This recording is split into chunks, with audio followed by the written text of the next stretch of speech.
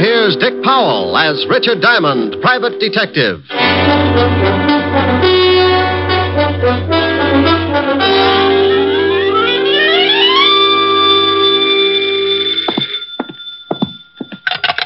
Diamond Detective Agency, a corpse to fit every pocketbook. Rick? Oh, hello, Helen, baby. Let me sit down. Oh. Rick, what's the matter? You sounded like your arches just broke. You got the right idea, baby. Oh, but your geography is cockeyed. Are you really hurt, Rick? Oh, believe it or not, I was trampled by a herd of horses. Oh, Rick, you idiot. Now tell me what did happen. Okay, one horse. He ruined me for life. You went horseback riding? Oh, I don't believe it. Yeah, want to see my bull legs? You actually did. Uh-oh. Took a girl to get you to ride a horse. But it was some slinky blonde. No, baby, it was a Palomino. And look, let's get off horses. I've had enough to last me. What's with the early call? Early? Rick, did you just get in? It's after 11. I was dreaming of you, baby. You wouldn't have wanted me to stop just to get into the office. It's probably a whole harem. Helen, you got to stop that peeking. You read the morning papers? They come out in the morning? Now, you stop that. Did you read them? Well, didn't have a bet down. Why? You on the society page again? Oh, much more exciting than that. The police commissioner's house was robbed of $50,000 worth of diamonds last night, and his gardener was murdered. What? I thought that would fetch you. Better get a paper. The commissioner's statement's written in blood. Yeah.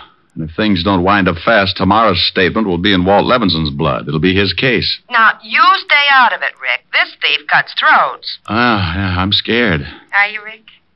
Well, come over tonight, and I'll frighten you at close range. Say 8. I'll practice my knee knocking so I'll be in good form. And stay in. No nightclubs. At the sound of the castanets, Francis can open the door. It'll be me and my knees. See you tonight, baby. Bye. Is this the Diamond Detective Agency? Just like it says on the door. Come in and close it gently. My Japanese beetle's still asleep.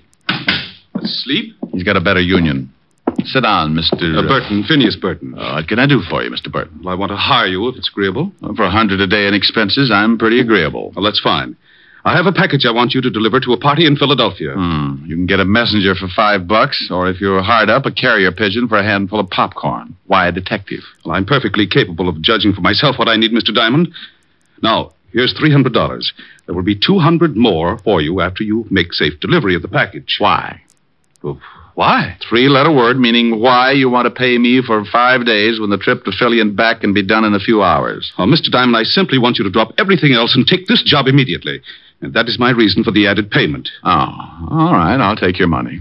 Just as soon as you tell me what's in the package, who it goes to, and why it's so important that I take it personally. I can't tell you that. Okay, it's your problem. Now, where did I leave my soap chips? Do you have to know? Of course. How can I do any washing without soap? I mean about this package. Oh, no. I can recommend another agency who will do it for $25 and no questions. Oh, very well. Mr. Elliott will meet you at the Philadelphia Station Information Desk at 2 o'clock today. I will wire him your description, and he will make the contact. As for the package, it contains some very valuable papers, which Mr. Elliott is afraid his wife will try to intercept. I see. He commissioned me to find the best man I could to bring the package to him. Oh, you must have read my ad. You'll have to leave immediately. Mr. Elliott is very anxious to get the package. You call me at the Astor when you return, and I'll send over the rest of the money. Good day. It may be at that. What? Forget it. Burton left the package on my desk with the money.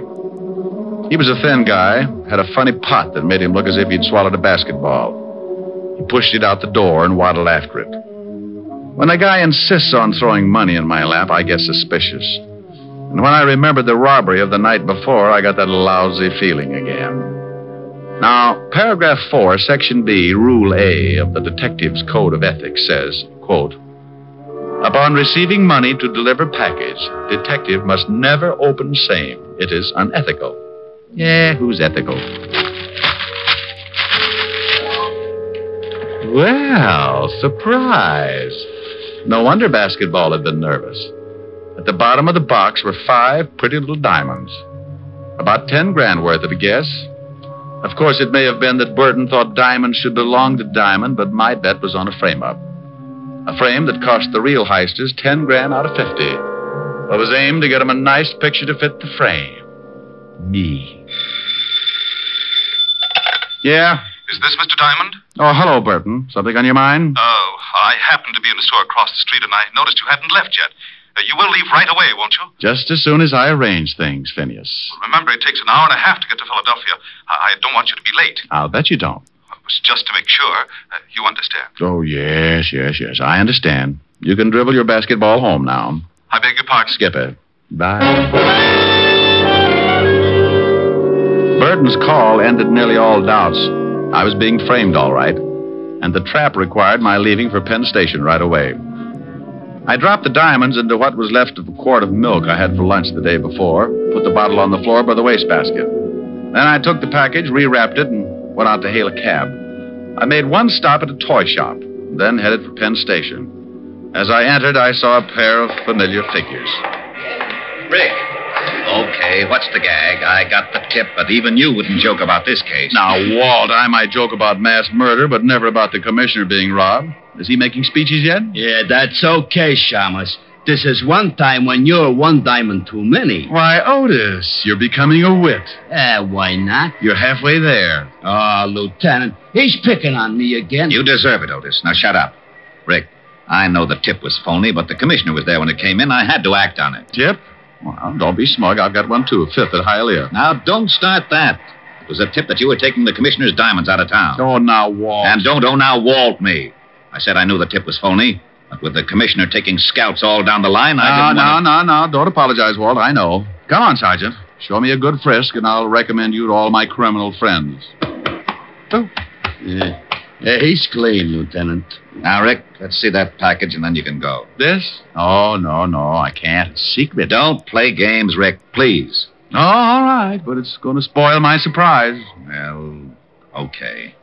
Give me your word it's got nothing to do with this case, and I won't bother to open it. No, I'm hurt. I absolutely insist that you open the package right now. But, Rick, you know I trust you. Lieutenant Levinson, do your duty. My purity must not be suspicioned. Oh, anything to get this over with. You were, What? It's only a pair of dolls. You were expecting maybe my gallstones? Oh, dolls. The Shamus plays with dolls. Better read the tag, Otis, before your ears get any longer and they draft you for a mule team. Tag? Sure. But what... To my beloved Otis from his Ricky. Oh. Rick. Now, don't be a grouch, Walt. The other one's for you. For me? Oh, no. I'm sorry, Walt. I couldn't resist it. Anyhow, you spoiled my surprise to Otis. It was our anniversary. What? Our anniversary? We ain't even related. Oh, you don't remember? Oh, Otis. Lieutenant, can I go back to traffic? I can't stand much more. Oh, shut up, Otis. Rick, if we weren't such good friends, Walt, hey, now you're upset. Upset? Why should I be upset? Just because two hoods lift 50 grand in ice from the commissioner? Or because it's dumped in my lap with the murder of the gardener? Or that I'm given 24 hours to break the case and then get a tip that leads me to a friend who decides to play games and wreck my Sergeant beyond repair? Now, why should I be upset? Otis, here you are, Lieutenant. But take it easy. That's a second bottle of bicarb today. Walt, you read an apology and I make it. I'll do better than that. I'll help you if you'll let me. Well, I can sure use your help, Rick. I haven't got a single lead. You want to look at the corpse first? May as well. Has he got a record? No. The commissioner swears he was honest. Probably stumbled onto the thieves and they had to put him away. How about the rest of the servants? They were all out. Commissioner and his wife were at a party. They'd given the entire staff the night off, but I guess perhaps the gardener returned a little early. Yeah, well, let's go down and take a look at him. I've got a personal interest that makes me want to crack this case. Client? Call him an ex-client. I'll explain him later. Come on.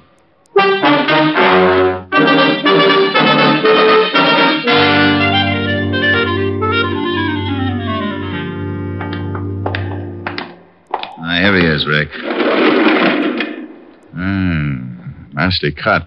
How was it made? Well, it could have been a sharp knife, but it's a safer bet that it was a razor. Remind me not to go to his barber. What safecracker's got enough nerve to pull his job, Walt? Well, I got 3 guys that could fit the job, but not one of them has ever been known to carry a weapon of any sort, much less a razor. Correction. One dealer, that gardener's playing a lousy joke on us. I suppose this could have been the first time one of them carried a razor. I don't buy that, neither do you. Give me the names. I want to talk to them. Maybe I can get a lead of some sort. Sure. Here they are. And please, Rick, call me if you get anything. If I can find a nickel. Bye.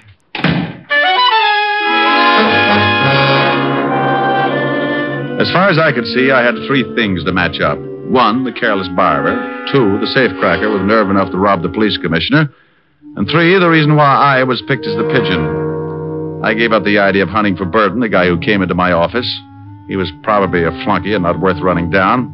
So I checked the names I got from Walt, grabbed a cab, and headed for the Bronx. The first turned out to be an ex-con trying to go straight by working in a Bronx hash house. The second was likely, but he'd kissed his wife with a beer bottle and spent last night in jail. At the third address, down in Greenwich Village, I met a landlady with gin-loaded tonsils and a cute mustache. She tipped me that my third prospect, Vincent Mayer, might be playing pinochle at Pietro's, which turned out to be a cafe with a 30-foot bar, 3 tables, and a back room. Hey, barkeep. Yeah. What'd it be, friend? Milk, no chaser. Milk? Who makes it? Oh, you mean like from cows? Never carried the stuff. Where can I find Vincent Mayer? Why don't you ask me, handsome? Wow. Hello, baby. Now, do I look like a baby? No. My name's Jean. What do they call you? Take your pick. Call me Rick. Hey, you talk funny. But you're awful nice. Too nice to be hunting for Vince Mayer. He's a bad boy, Rick. Yeah. Well, I'm trying to be a hero. Where is he? In the back room. There. The guy with the light hair. But be careful. Thanks, baby. I'll buy you a palace. You can figure me for 80 mil, Joe, 20 clubs, 20 spades, and 40 pinochle. What? No diamonds? Hey. Well, look who's here. What do you want, Shamus? Vince the Iceman, isn't it? Well, now, let's see. Sing Sing, class of 38. Where's your school tie, Vince? The name is Mr. Mayer to you, Diamond, and privates are not welcome here. It's a closed game. Yeah. Move on. Give me a reason. You want to play dead? Oh, come on, Vince. You're not going to get upset just because I think you robbed the commissioner? You did, didn't you? I told my story to the cops. I'll bet. But you didn't answer my question. And here's another. Who's your barber? You're asking for it, Diamond. I was brought up right. Now, let's get off this cat and mouse kick. I want some answers, Vince. Do you? That's right, Junior. I do. All right. Call him, Joe. Hey, what? All right, Joe. Stop it. That's enough, Joe. All right, now drag him out in the alley. Vince, can I, Yeah, okay. Maybe it'll teach him not to get so nosy. But keep that razor in your pocket. I will, honest. This is gonna be real fun. Come on, Shamus. Here's where I do some road work on your liver.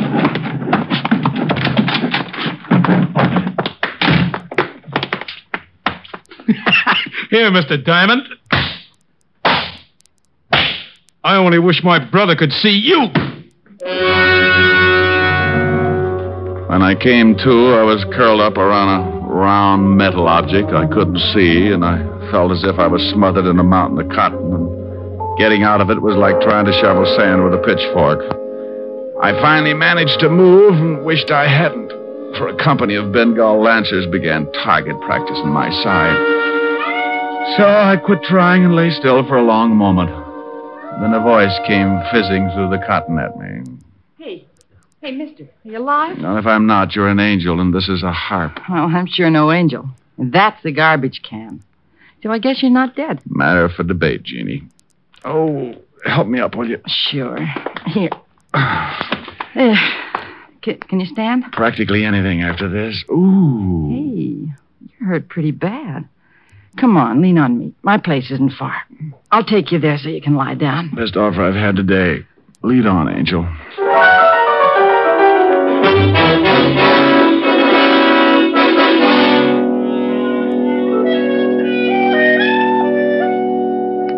There. Now, how do you feel? I never use language like that in front of a lady. Oh, I'm no lady. I'm a waitress at Pietro's. I heard the noise in the back room. When you didn't come out, I took a look. Ooh. Gee, does your head hurt, baby? Like all my relatives are inside digging for gold. With luck, I can open my eyes and they won't fall out. You know, we might have had a lot of fun together if you weren't all banged up like this. I'll take that remark up with you later, honey. I'm not usually the kind of guy who runs out on pretty girls, but I only wanted to get my hands on the gonif who tried to kick my brains out. So I took Jean's number, filed it under, for later investigation, and stumbled out into the street. My head was clearing, but it was as slow about it as a dummy doing a striptease. Maybe that's why I didn't notice when I came out of the house that I had 2 guys for company. Hello, Diamond. Huh? When Pietro told me Jane had run out, I thought I might find you here. She always goes for guys like you. Well, she has taste. I'm glad you came around. I have a few things I want to discuss with you and Joe here. Hold it, Chalmers. I'll show you how easy it is to get rid of your troubles. No, that's a pretty little gun. Aren't you stepping out of character, Vince? You're supposed to be a smart one. You're getting on my nerves. Yeah? Well, put the gun away and I'll quiet you down a little. You want me to mess him up again, Vince? And what's with you? Come to do your job over again? I may at that. Yeah? Well, you got 32 teeth, Sonny. Want to try for none? Why, you... I got some questions I'd still like to have answered. Why was I picked as pigeon? Why me? You're getting a little too smart, Diamond. Now, listen. I know you got wise to Burton, so it figures that you still got the package. Now, I got no reasons to give you $10,000 worth of diamonds. I want them back. Oh, dandy. I've got big news for you, Buster. You're not going to get them. Don't make any mistakes, Diamond. I'll use this gun if I have to. Go eat a tombstone. Joe. Yeah, how's your stomach ache? Wait a minute, Joe. Now, Diamond, look, you can have a choice. You bring the rocks to me at Pietro's in an hour and we'll forget the whole thing. Or don't. And I'll send Joe with a few friends to call on you. And for the last time. For a few sick minutes, I leaned against the wall, wondering if I wanted to live. One thing I was certain of was that Vince Mayer was never going to get those diamonds back. Or was he? An idea began to percolate in my head to the tune of an old rhyme about a goose and the gander. And I got inspired enough to sit up and forget my aching ribs. When it simmered into a full-scale boil, I grabbed a cab, went back to my office, and got the diamonds out of the milk bottle where I'd hidden them. Then I headed for the village fast. I was soon banging on a door there like a drummer playing Bob. So I owe you money. Hold your horses. Well, if it ain't my cripple. I got the bruises to prove it. Come on in. Are you really recovered? What? Oh, no, not that much, Angel. Well, then? I need some answers. What do you know about Vince and Joe? Not too much. Enough to dislike 'em plenty. That Vince got me canned for leaving Pietro's to take care of you. That's why I'm back home. I know he's a smoothie, and I think he's a big-time jewel thief. That much I know. How about Joe, the dog-faced boy? Him, he's just a punk. I think his real name is Fanchi or Franchetti or some such thing. Franchetti? Yeah. I don't know why, but they call him Joe the Barber. Oh, Joe the Barber. Yeah. Isn't that silly? If he cuts hair, it isn't. But I'll lay 8 to 1. This guy works on throats. Thanks, Angel. You've tied up my 3 points. What are you talking about? Your friend Vince Mayer lifted 50 grand in ice from the police commissioner last night, and his accomplice, Joe, gave the gardener a shave. You mean murder? On the button. The gardener's throat was sliced from life to death. And now, baby, look. How would you like to earn $100? Sure. Is it legal? Well, no. I'll take it.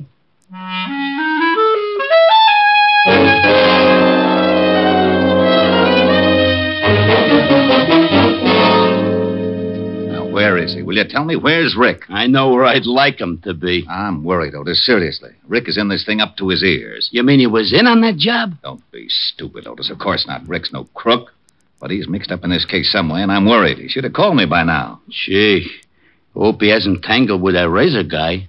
I thought you hated Rick. Oh, you know I was just talking. I know. What a mess. Rick in danger, and I can't find him. The commissioner's spouting lava all over the city hall. Why the devil did it have to be the commissioner's house? You know, it's kind of funny at that. The commissioner himself. You knucklehead. For 2 cents, I'd... Maybe that's him. Lieutenant Levinson, homicide. Walt, Rick. Rick, where the devil you been? Taking care of some arrangements. Arrangements? Never mind, just listen. I was picked as a pigeon, and some of those diamonds were planted on me this morning. What? I've traced your hoods. They're Vince Mayer and Joe the Barber Franchetti. Now, you come to Pietro's in half an hour, and you'll catch him with part of the diamonds on him. Rick, what is this? Well, Vince had it figured as a double-barrel gag, Walt. First on the cops by raiding the commissioner's house. Second, by dumping a few of the rocks in my lap and tipping the police so I'd take the rap. But why you, Rick? Well, Joe's name, Franchetti.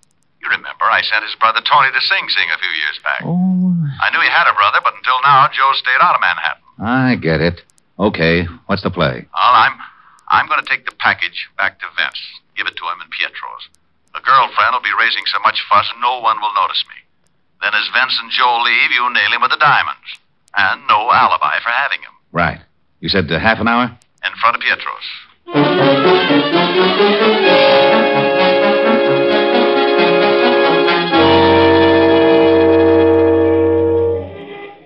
Take a peek, Angel.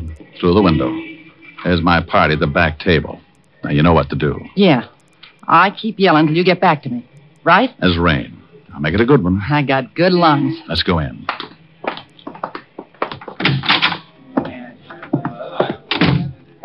Okay, over to the bar. Luck, Rick. There he is now, Joe. I told you he'd show up. Hello, Diamond. You got something for me? That's right, Vince. Okay, let's have it. Hey, what's going on over there? Stop, stupid dame. Yeah, do you want the package or not? Oh, yeah, give it to me. Come on, Joe. Let's scram out of here before that dame brings the cops. Yeah.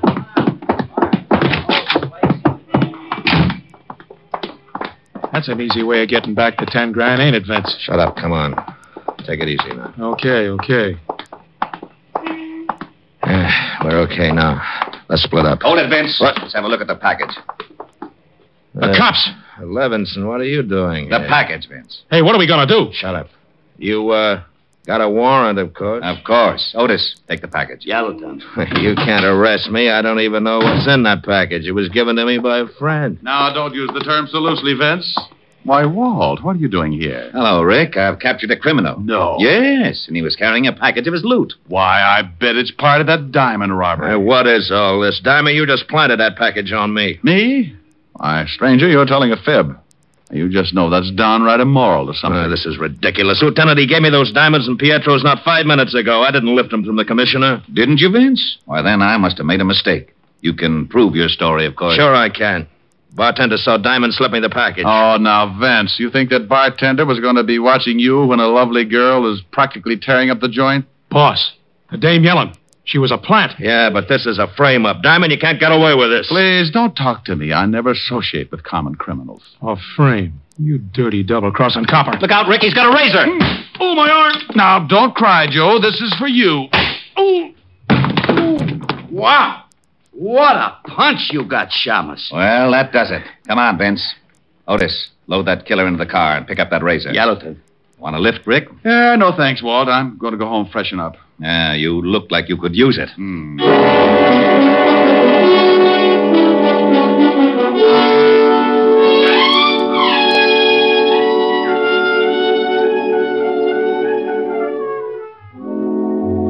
I left Walt and headed for my apartment, where I grabbed a stomach full of vitamins and planted myself under the hot shower.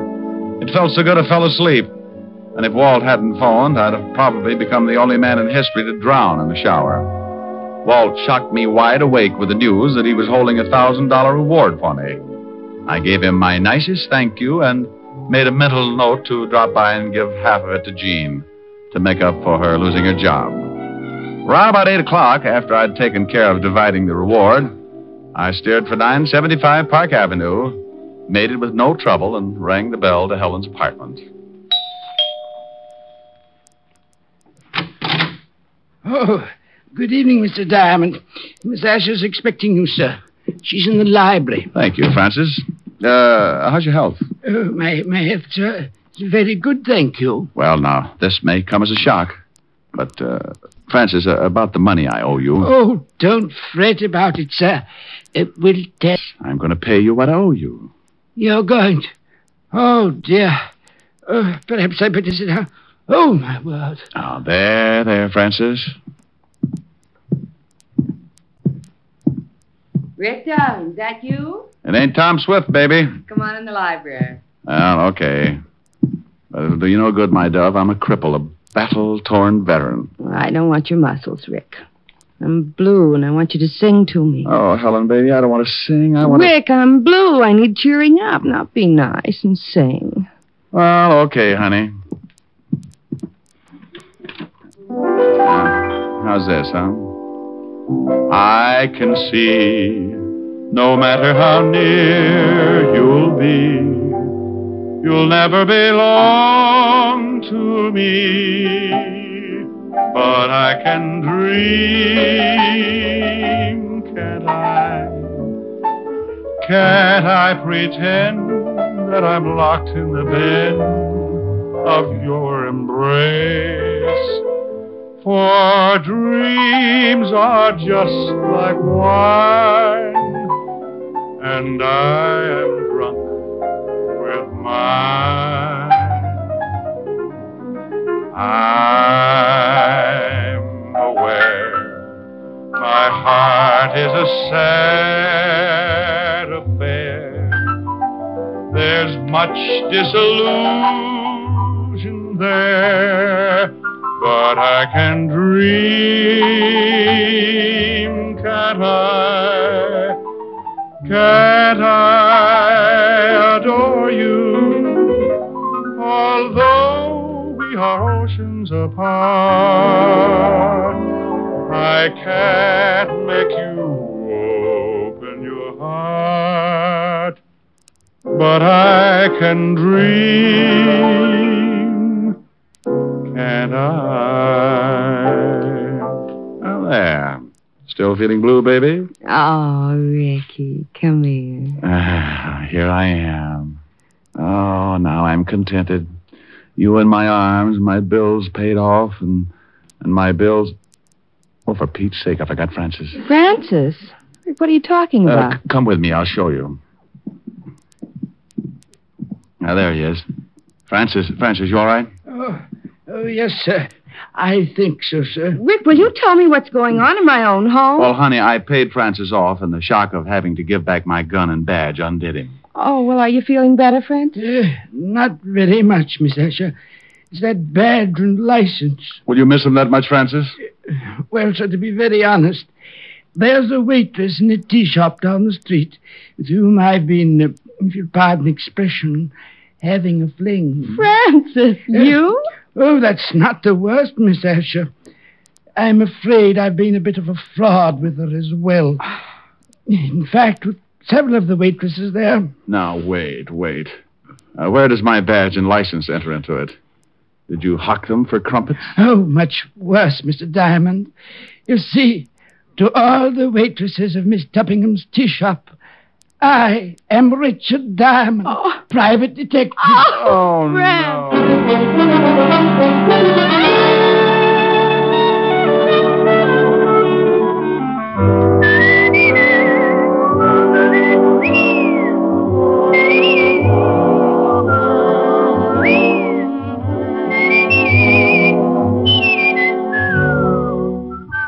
You have just heard Richard Diamond, Private Detective, starring Dick Powell. Helen was played by Virginia Gregg, Gene Tatum, William Conrad, Tal Avery, and Bob Carroll.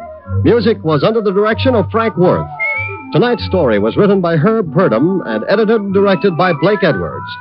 See the Richard Diamond picture story in the December issue of Movie Stars Parade. Dick Powell soon will be seen in the screen version of the best-selling novel, Mrs. Mike. Now, this is Eddie King inviting you to be with us again at the same time next week when we will again bring you Dick Powell as Richard Diamond, Private Detective.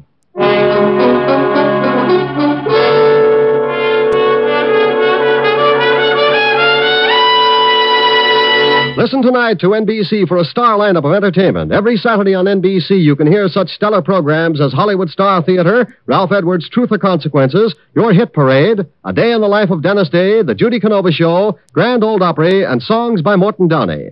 There's always a program of interest on NBC, so keep tuned here. Shortcut to Death with Fred McMurray is next on NBC.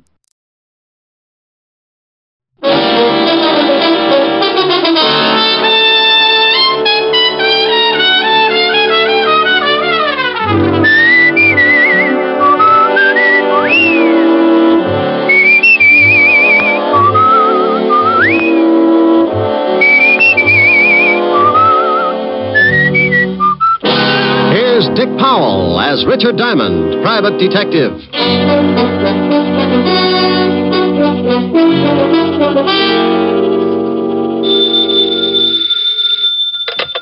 Diamond Detective Agency, the Smiling Gumshoe. Rick. Sign up for our new contest and win yourself a beautiful all-chrome, pre-tested, genuine electric chair. Oh, lovely. What do I have to do? Just tear off your scalp and send it along with 25 words or less why you love Richard Diamond. I can do it in 2 words. What are they? You're pretty. Oh, you win, you win. Where do you want the chair sent, madam? 975 Park Avenue, but I think I have AC current. No problem with the Jiffy Toaster chair. It works on any current, AC, DC.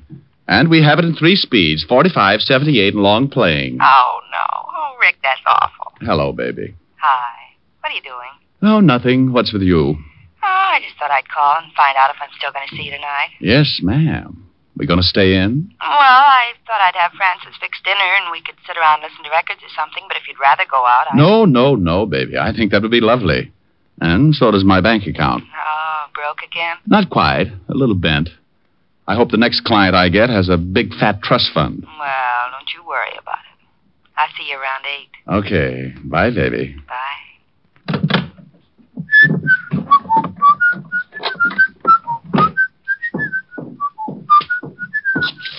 Now, let's see. 6 shirts, 4 pairs of socks, and...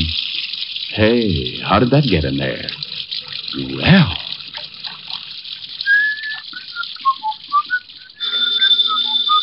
Oh... Okay. Yeah? Well, what's the matter with you? You lost up my laundry. What are you talking about? Today isn't Tuesday. Okay, Walt, so it isn't Tuesday. Nothing's happening around this place. I felt like doing some washing. Why don't you put it away and come on down here? I'll give you something to do. What do you mean? You sound like you're surrounded by Sergeant Otis's relatives. I got a big headache. I think maybe you can help me with it. Trouble? All over the place. You don't have to, but I'd like to, sort of kick it around with you. Sure. I'll throw a few more things into soak and I'll be right down. Oh, thanks, Rick. Hey, it's really serious, isn't it? Now, what makes you say that? Look, Father, every time your ulcers hold a rally and you want me to come down and join in, you say, thanks, Rick, just like I'd laid an egg or something for you. Oh, you think you're pretty smart, don't you? Sure. If I listen to everybody who thinks I'm not, I'd wind up playing mumbly peg in a straitjacket. I'll be right over.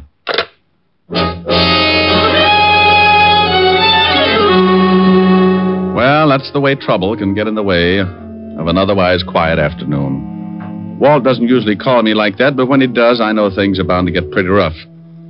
I tossed all of my shirts into soak, closed up the office. 20 minutes later, I was walking into the squad room of the 5th Precinct Police Station. I spotted Sergeant Otis hopping around like a crapshooter on his 10th pass.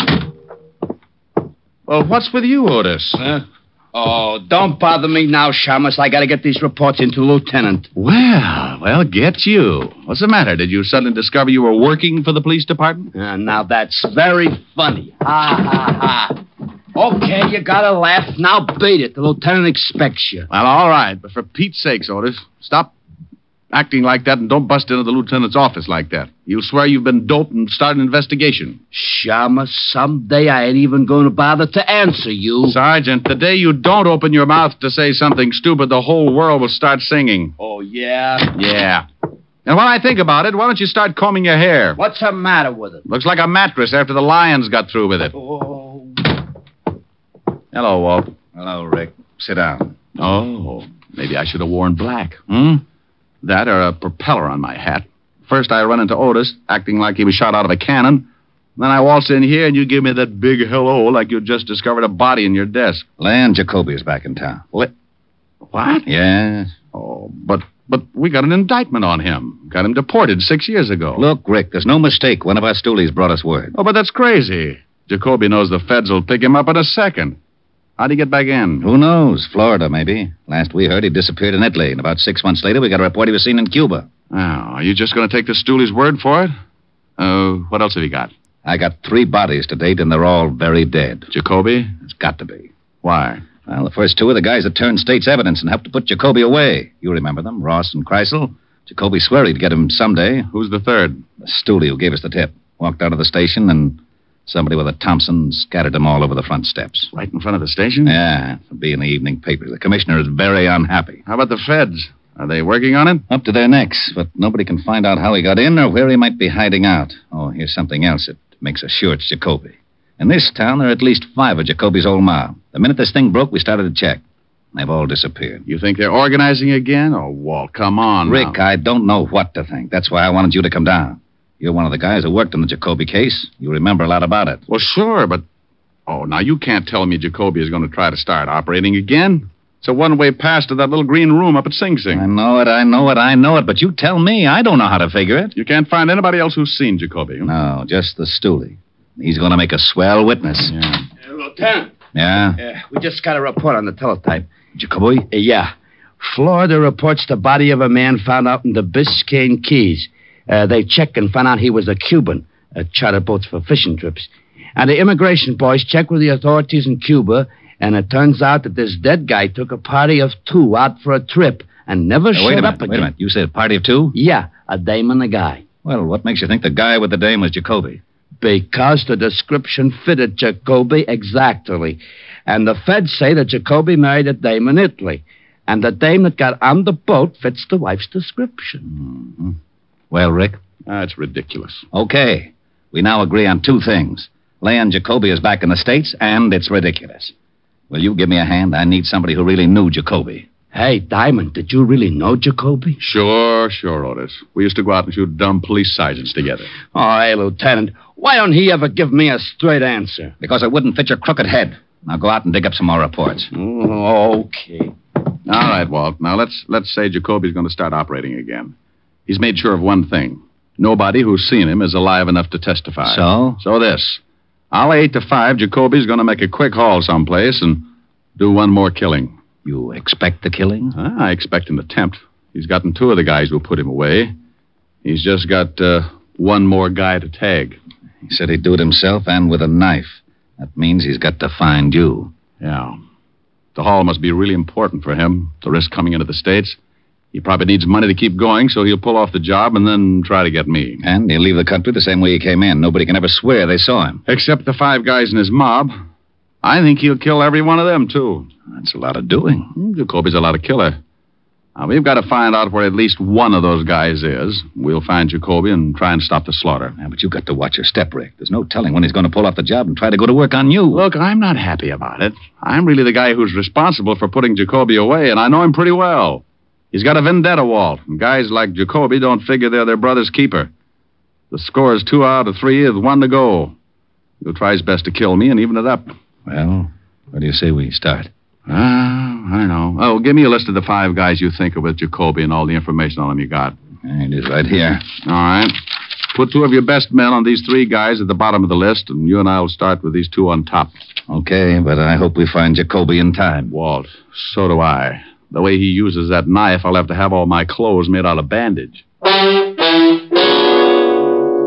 Walt assigned 2 of his best men to start checking on the 3 names at the bottom of the list, and we took off for Flatbush.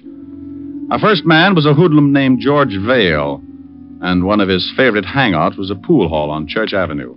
Snooker or straight pool? We want to talk. You want to talk? Go over to the park. Get yourself a box. Oh, look, your wisecracks can only give you a hollow mouth. Show him the badge, Walt. Oh, cops. Well, what do you want? You know a man named George Vale? Nope. Let's go. Hey, wait a minute. Look, I'm not going to fool around. The answers here will be a lot easier. We know Vale comes here a lot. If you don't want to tell us about him, the boys at the station have got time to help your memory along. You can't haul me in. What's the charge? Withholding police evidence. It can get you a couple of years. Let's go. Hey, wait a minute. Okay. Okay, what? Oh, wait a minute. I just want to be sure no one sees me talking to you. Okay. I don't know much. Vale ain't been in here for a couple of days. Where does he live? I don't know. I swear I don't, but I do know it's in the neighborhood. Sometimes I see him coming out of a little delicatessen across the street with a bundle of groceries. Let's go, Walt. Yeah. Oh, thanks, Sporty. It's guys like you who make the police department such a happy little group.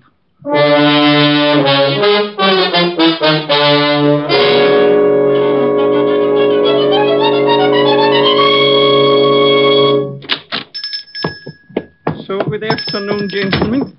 Do you own this place? Yes, there's something wrong. Does a man named George Vale come in here much? Oh, something is wrong. I told Mama that George was on no good. Then he does come in here. You're a policeman, maybe. Yes, we're policemen. Now, would you mind telling us, please, if whether... Mama! Mamala! Oh, she must be out and back. I want to show her. She liked this George fellow. He was always with the flattery. Now I want to show her what happens to that no good. Mamala! Please. We haven't got much time. Oh, I'm sorry, gentlemen. You must excuse an old man. There's so little excitement. So, now what can I do for you? Do you know where George Vale lives? Sure.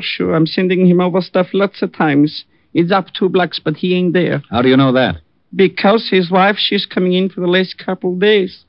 She said he was out of town on business. He's got a wife? Sure. A blonde.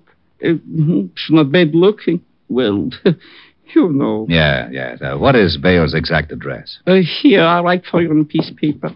What time you got, Rick? 2:30. There are, gentlemen. I hope you catch him for whatever he's done that's no good. We'll have to ask you not to mention this to anybody. Not even to Mama.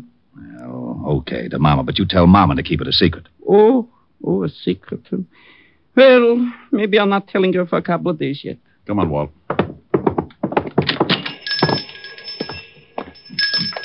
We going down to see Vale's wife? No, I got a better idea. Don't you think she'd know where Vale is? Maybe, but she's not going to tell us. But if we throw a scare into her, she might tell her husband something. If she knows where he is. Get Otis down here with a recording outfit. We'll wait until we see her leave the apartment and bug the place. No sense in tailing her. If Vale is with Jacoby, he wouldn't give her the address. Maybe he didn't tell her anything. Maybe he just took off. That's a chance we got to take. Maybe he gave her a phone number where he could be reached. On the way down to the Vale address, put in a call at the precinct. Right. KXKB to KQAR. I'm at the corner of Flatbush and Church. Have Sergeant Otis report to me on a code 3 and tell him to step on it. Walt finished his report. We both went over and talked with the landlady in Vale's building. She told us that Mrs. Vale was still in her room and gave us an accurate description. Also, she agreed to pull down her window shade when Mrs. Vale left the building so that there wouldn't be a chance of missing her. Then we went back to the car to wait. In about 15 minutes, Otis showed up carrying a small, portable recorder. Here you are, Lieutenant. All right. Get in the back seat. We're going to wire somebody's apartment? No. I just thought it might be fun to play cops and robbers. Now, relax. We might be here for quite a while. Not so long, Walt. Look, there goes the landlady's signal. Yeah. Mrs. Vale should be... There she comes. Yeah. Otis, get set. We got to go up there and plant a bug before she comes back. I'm set. I got 4 cars at the intersections just in case she's got a car. If she walks, I got 4 men to tail her, depending on her direction. She's crossing the street. KXKB to KQAR. Cars 7, 9, 3, 14. Stand by. Rick, you notice. Get up there with a bug. Right. Come on, Otis. Yeah. Right with you. Attention. The suspect is turning into Church Avenue, heading for New Lot. Long, 5 feet 4, wearing checker coat and carrying a black bag. In here, Otis. Yeah.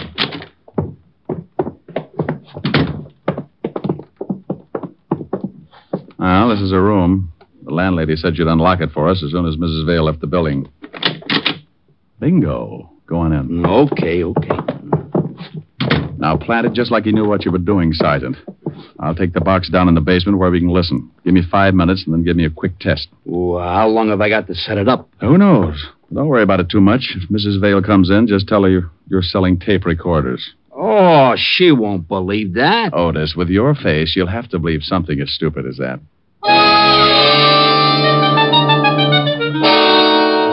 I dropped the wire out of the window and went out and down into the basement. It was a slipshod way of wiring a room, but we were in a hurry, and it would have to be enough. I set it up and waited for Otis to start croaking. Okay, Diamond. I'll start counting. 1, 2, 3, 4, 5, 6. Hey, I think I hear somebody coming. I'm going out the window. I'll see you in the basement.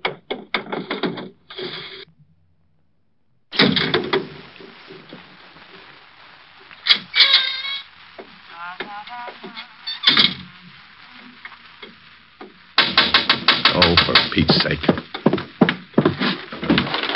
Gee, she nearly caught me. I come down the fire escape. Well, come on in. Yeah. Hey, how's it working? All right. Listen. Hey, she ain't got a bad voice. You probably got me plugged in with Morton Downey. What are we going to do? Just sit here and listen? The lieutenant's going to give Mrs. Vale a scare, Otis. Then we're going to listen. I don't get it. Shh. That's Walt. Who's there? The police, Mrs. Vale. Huh? Oh, well, wait just a minute. Hey, it sounds pretty good, Don. Shut up, Otis. Yeah? I'm looking for your husband, Mrs. Vale. He isn't here. He's out of town. What's wrong? He's wanted. For what? Murder. Mind if I come in? Got a warrant? Okay, make it tough. Where's your husband? I told you. Well, we're out of town. You didn't tell me. Okay, I'll be back with a warrant. We'll see if it works.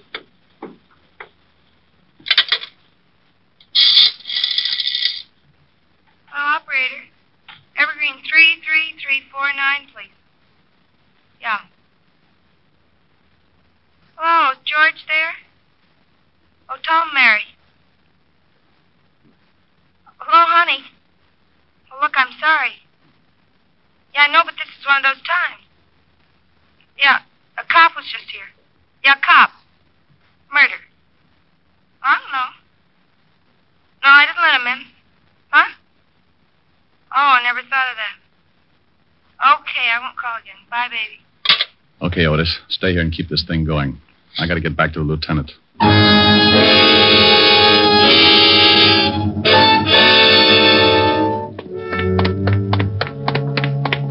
Did it work? Yeah, like a dream. She called Evergreen 33349 and talked to George. I'll check the number. You start driving north, so we'll be in the general exchange area.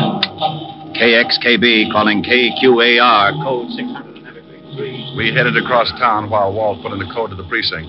In less time than it takes Sergeant Otis to say, oh, yeah, we had our address.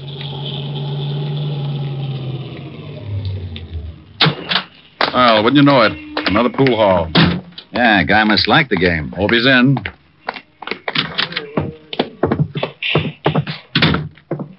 Pretty crowded, I don't... Oh, yeah. Yeah, there he is. He sees us. He's going for the back door. Let's grab him. Right. Hey, let me go. Take your hands right. off me, Joe. You're busting my arm. Just take it easy, Vale. All we want to do is talk to you. Come on, outside. Okay. Go on, Vale. In the car. Quit shoving. I'm going. Walt, I'll wait. Now, Rick! Where did that shot come from? Got Vale in the chest. Across the street. Stay down. Yeah, look. Look, Vale, you're not going any place now. We know you're working for Jacoby, and we know he's close. The guy who just shot you is working for Jacoby, too. You're not going to cover up for a louse who just fingered you, are you? Jacoby's looking for you, too, Diamond. He's going to cut you up bad. Where's the hideout, Vale? I'm going to put in an 800 on this, Rick. I want this whole area surrounded. Come on, Vale. Where's Jacoby? 455. Vale. Oh, swell. Repeat. Code 800 from Central Park West to 10th, from 59th Street to 64th Street, KXKC, now at Pool Hall, 9th Avenue, 60th Street. Okay, Rick, what's with Vale? Yeah, nothing. Dead? Yeah. Gave me half of Jacoby's address, 455, and then made the trip. 455? Well, come on. There can't be too many 455s within walking distance. What about Vale? Yeah, I'll call him for the wagon. Go ahead. I'll start checking apartment numbers. Now, you wait a minute. You better take it easy. Jacoby would like nothing better than to have you go knocking on his front door. If I know Jacoby, Walt, he's got the radio on, and he knows just what you're doing.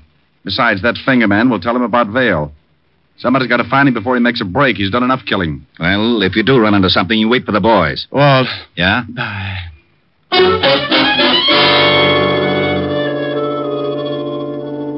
I took off and started checking addresses that began with 455. The first was Cold Turkey, nothing but a married couple who looked like they were in training for Madison Square Garden. I moved on. Somewhere in that neighborhood, Leon Jacoby was listening to his radio. Car 3, code 800, 455 to 61st Street. Car 16, 17, and 18. Shut it off, 61st Jane. and 5th Avenue, same what's around in code. this whole area? Shut it off. All right. All right. I wish the boys would get back. All right, take it easy. Take it easy. Yeah, who is it? Eddie, boss. Okay. Boss, the cops... Come in. 2 cops picked up Vale in the pool hall. Oh, so that's what it's all about. That Vale will talk. No, he won't. What do you mean? Well, I waited across the street. Got Vale when he came out with the 2 pigs. Oh, you did, huh? Well, you did me a favor, Ed. When I figured he didn't want anybody around that might squeal, you know, Vale, wife and everything. Yeah. Yeah, you know what else you did, Ed? What? No, what?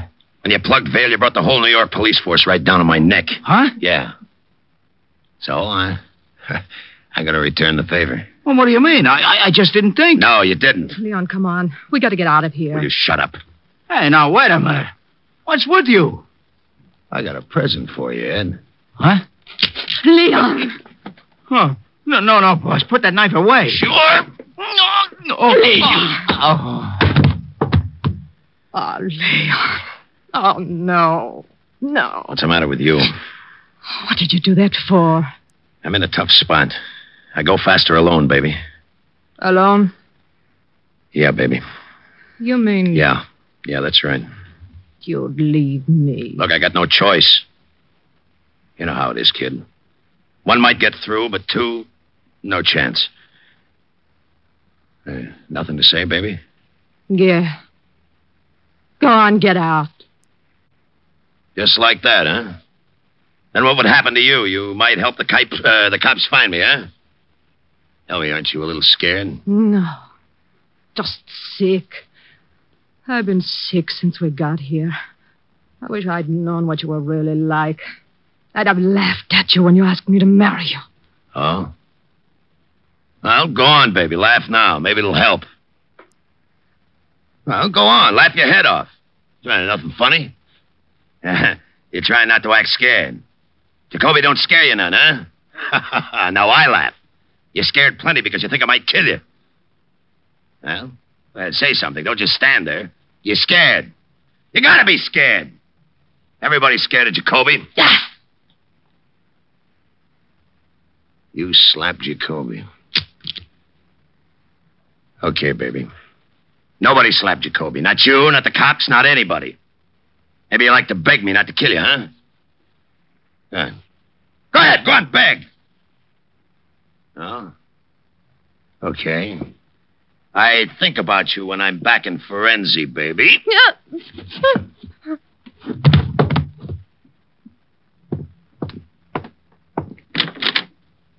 Arrivederci.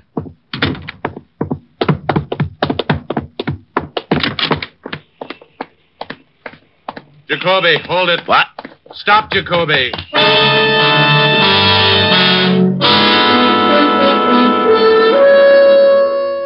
Well, Jacoby had waited 6 years to get a crack at me, and it looked like he was going to finally get his chance. The alley was a dead end. I stopped and listened. The back of the alley was stacked with boxes, and along the sides, garbage cans. He could have been hiding anywhere along the line. I'm coming in, Jacoby. You want to give it up or do you want to play? The block's surrounded. Okay. I ain't got a gun. Come on out. All right. Only don't shoot, Diamond. Walk over here. Hey, you see, I ain't got a gun. I don't shoot, please.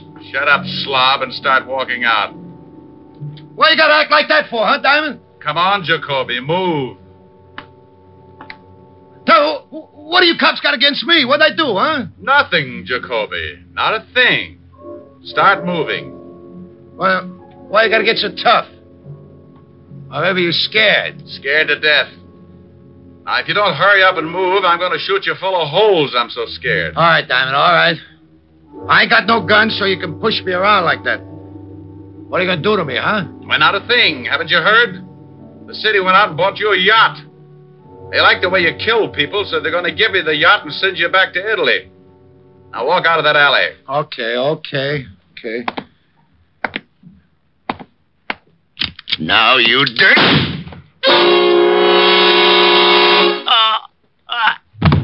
Rick! Over here, Walt. Over here. He pulled his knife on you, huh? Yeah, I didn't think I'd see it. Well, you're lucky you're dead. Yeah, well, I expected it. There used to be an old saying 6 years ago. When Leon Jacoby wants you dead, he'll use a knife and you'll lose your head. Now, he should have remembered I keep up on slogans.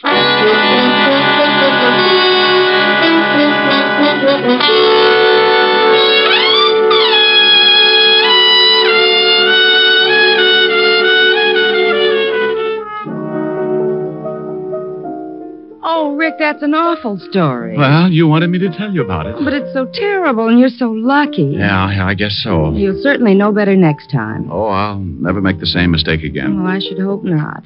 Imagine being in such a hurry you've forgotten threw your socks in with all those lovely white shirts. Plaid now, baby. The color run that much? Sweetheart, when I got back to the office, it looked like Picasso had been in my wash basin. My shirts are ruined. Well, don't you fret. Mommy's going to buy little old Rick a whole new batch tomorrow. Oh, no. Really, I couldn't. It's just against my principles to take anything from a woman. It is, huh? Definitely. What's that song you're playing? 16 neck, 33 sleeve. What? Oh, you idiot. Oh, that's bad. I dropped a real hint. Well, I'll drop a little old hint, too. Very subtly, of course. Sing. Oh, baby, you're the subtlest. Climb aboard a butterfly and take off on the breeze. Let your worries flutter by and do the things you please. In the land where dollar bills are falling off the trees. On a dreamer's holiday. Every day for breakfast there's a dish of scrambled stars.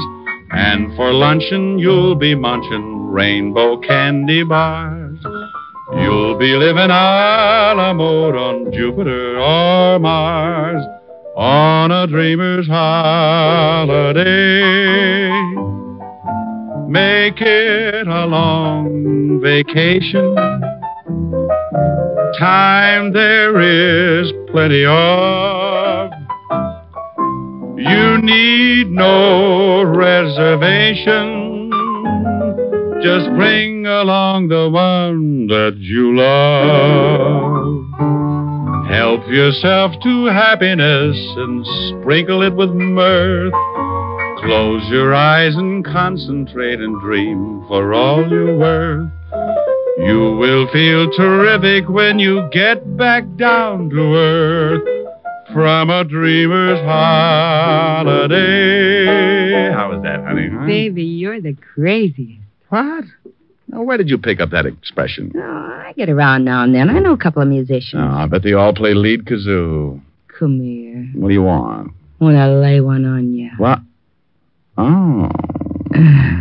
What'd you think of that, Pops? You want the honest truth? Uh-huh. Solid.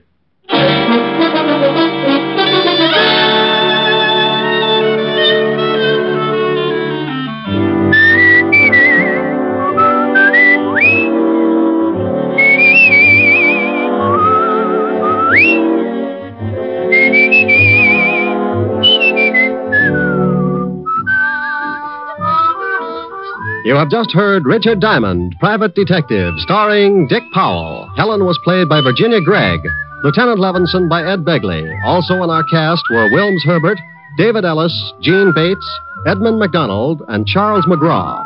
Music was under the direction of Frank Worth. Richard Diamond is written and directed by Blake Edwards. Dick Powell soon will be seen in the screen version of the best-selling novel, Mrs. Mike. Now, this is Eddie King inviting you to be with us again at the same time next week when we will again bring you Dick Powell as Richard Diamond, Private Detective.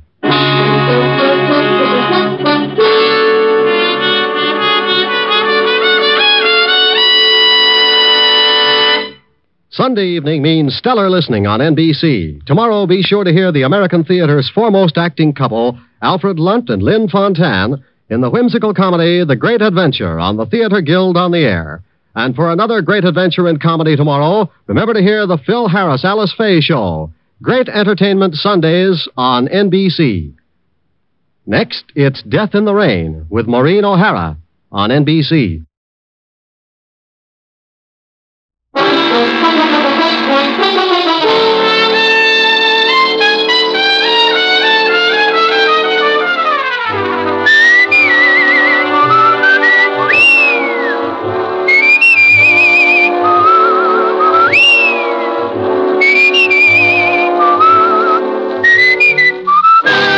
Dick Powell as Richard Diamond, Private Detective.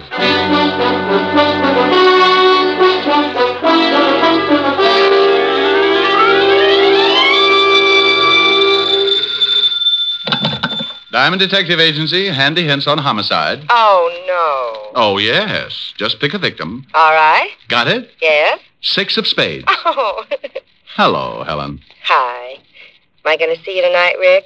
Depends on how many lights you leave on in the study. But are you coming over? Wouldn't miss it. I've been puckered up since 8 o'clock this morning. Francis has the night off. I'll have dinner for you in by the fire. Well, take it easy. The last time you built a fire, it got so hot I had to keep basting myself for a week. Oh, Rick. Sure. The next day I walked by Linda's and some guy grabbed me and shoved an apple in my mouth. Said he'd get fired if I didn't climb back in the window and lie down. Oh, I'll see you tonight. Bye. Bye. Now, let's see. Where did I put the soap? Mr. Diamond? Oh, it depends on what you want him for. If it's the rent, he's being buried over in Jersey this afternoon. My name is Dr. Edward Gerson from Bellevue Hospital.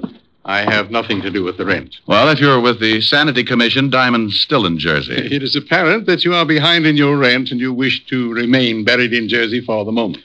Well, it's not as bad as it sounds. Are you a potential client? I'm a psychiatrist, Mr. Well, pick a good one. How about Apple Knocker? All right. I'm in a rather peculiar position, Mr. Apple Knocker. Oh, I don't know. I always sit like that. For the past 4 days, I've been treating a young man for an unusual type of shock. What did he do? Run his electric train in the bathtub? You're quite an interesting case yourself. Are you always so unconcerned when someone comes to you with a problem? Look, Doctor, everybody's got a problem. That's why I'm in business. If you've got a big one, you'll get by my little remarks, and I'll be glad to see what I can do for you. Quite a philosophy. All right, then. Let's both get down to business, Mr. Apple Knocker. Oh, now, what's your trouble? This boy I mentioned, he disappeared 5 days ago. You said you'd been treating him for 4 days. He couldn't have been gone very long. A day and a night. He was found the next morning wandering through the Bowery, unable to speak, unable to understand anything. I see. Someone took him to Bellevue. Luckily, the family's private physician is also on the staff at Bellevue. He saw the boy and called the family immediately. And you've been treating him ever since? Yes. Last night, the boy began to talk, make reasonable sense. Now, this would continue for perhaps a few hours, then he would lapse into a complete state of confusion. Each time he was given a sedative, and each time, as the sedative wore off, he'd talk for a while, knew who he was, start to tell about the missing night, and then lapse once more into this state of, well, confusion. And you think something happened during this missing night, and he doesn't want to remember it? Correct. Did you ever study psychology? Every day, Doctor. I get enough screwy cases in here to make your clientele look like a bunch of Einsteins. And now stop unlocking my mind. There's a draft. Well, as you said, this boy won't let himself remember something that happened on that missing night. He'll talk about everything up to that point, but the minute he reaches it... he jumps the tracks. Well, yes. What do you want me to do? You know what I want you to do, Mr. Diamond. Okay. Now, here's one that will throw you. You know what I want you to do? The boy's family is quite willing to meet any expense that you feel is necessary. Oh, remind me not to take you on a double date. If I don't discover what happened to this boy on the night in question, I'm afraid he might lose his mind permanently.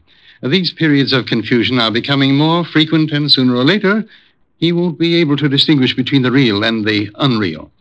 I'm going to put him under narcosynthesis this evening, and I'd like you to be present. All right, Doctor. What's the boy's name? William Carter. Be at Bellevue at 8 o'clock and ask for me. The boy's family will be there also, and you can tell them about your fee. Now, just give me a quick answer and leave my motives alone.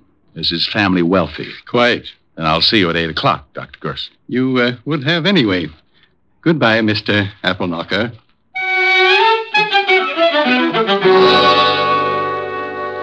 You know, you can feel pretty silly when a guy like that walks in and answers all your questions before you got time to think them up. Anyway, I remembered my dinner date with Helen and put in a fast call to the little redhead. She was unhappy, naturally, but she said something about me holding the pucker and to drop around whenever I had the time. At 8 o'clock, I was standing in the long hall at the Bellevue Hospital. Dr. Murray, report to the second floor desk, please. Dr. Murray to the second floor desk. Good evening, Mr. Diamond. Oh, hello, Dr. Gerson. What's the matter? You look a little nervous. The hospital's bother me. That's very interesting. The family is at the end of the hall. Let's go down. Tell me, Doctor, just what exactly happens when you put William Carter under this narcosynthesis? It's an intravenous injection. It unlocks those little doors in the back of his mind. Gets him to talk. You'll see. It's really very amazing. Right here. Oh, good evening, Doctor. Mrs. Carter. How's the boy? Not much change. This is Mr. Diamond, Mr. and Mrs. Carter. How do you How do? do you do? How do you do? Mrs. Carter, Dr. Gerson wants me to find out what happened to your son the night he was missing. Have you any idea? He said he had a date. And when I asked him who it was, he wouldn't tell me. That's all we know. I think William will be able to recreate what happened for you, Mr. Diamond. Now, I'll leave you to discuss business. And when you are through, stop at the desk. They'll show you where I am.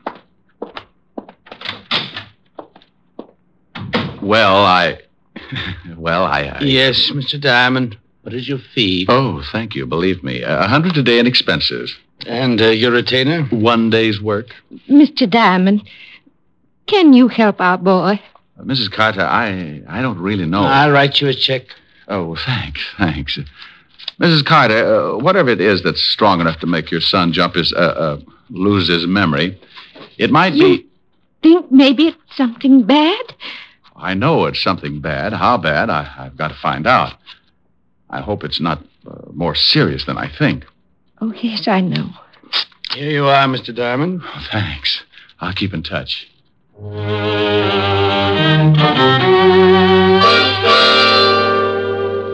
I left the Carters with that lousy feeling in my stomach. I looked at the check. $200. For what?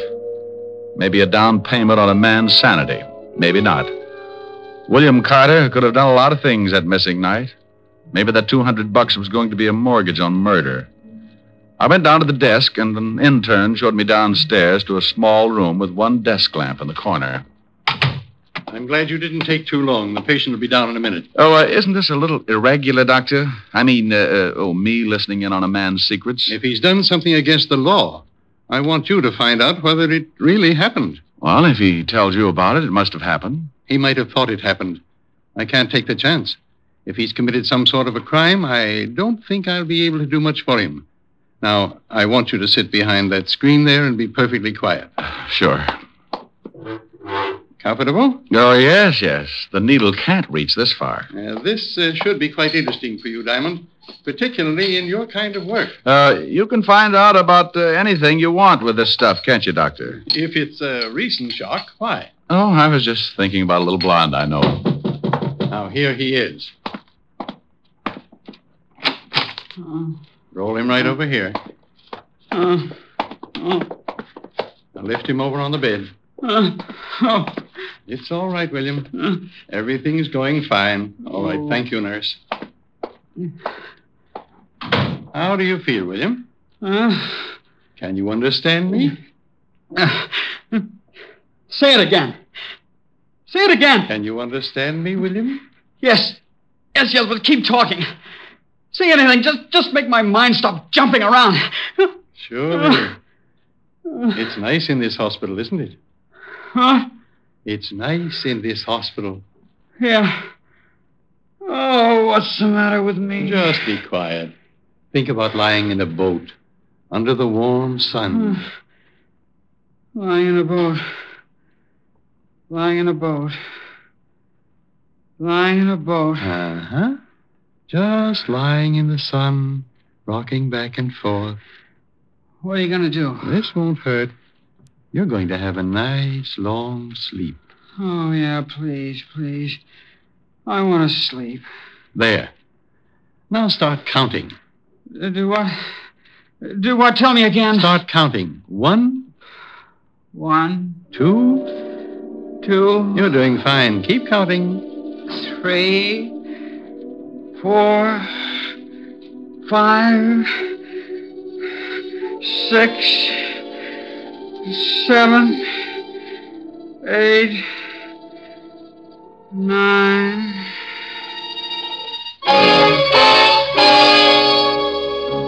I sat behind the screen and listened to the doctor begin. At the start, Carter seemed almost glad to talk about it. He described the beginning of the evening. He had a date. A girl named Helena on 53 East 51st Street. Did you have a good time with Helena?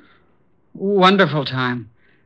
We went dancing. Where did you He go kept dancing? talking all about the evening. They danced and drank. We went to a little The doctor kept digging, working at him, looking for every little detail. After you got through dancing? We went to our apartment. We had some more drinks. Pretty strong ones. Who made them? What? Who made the drinks?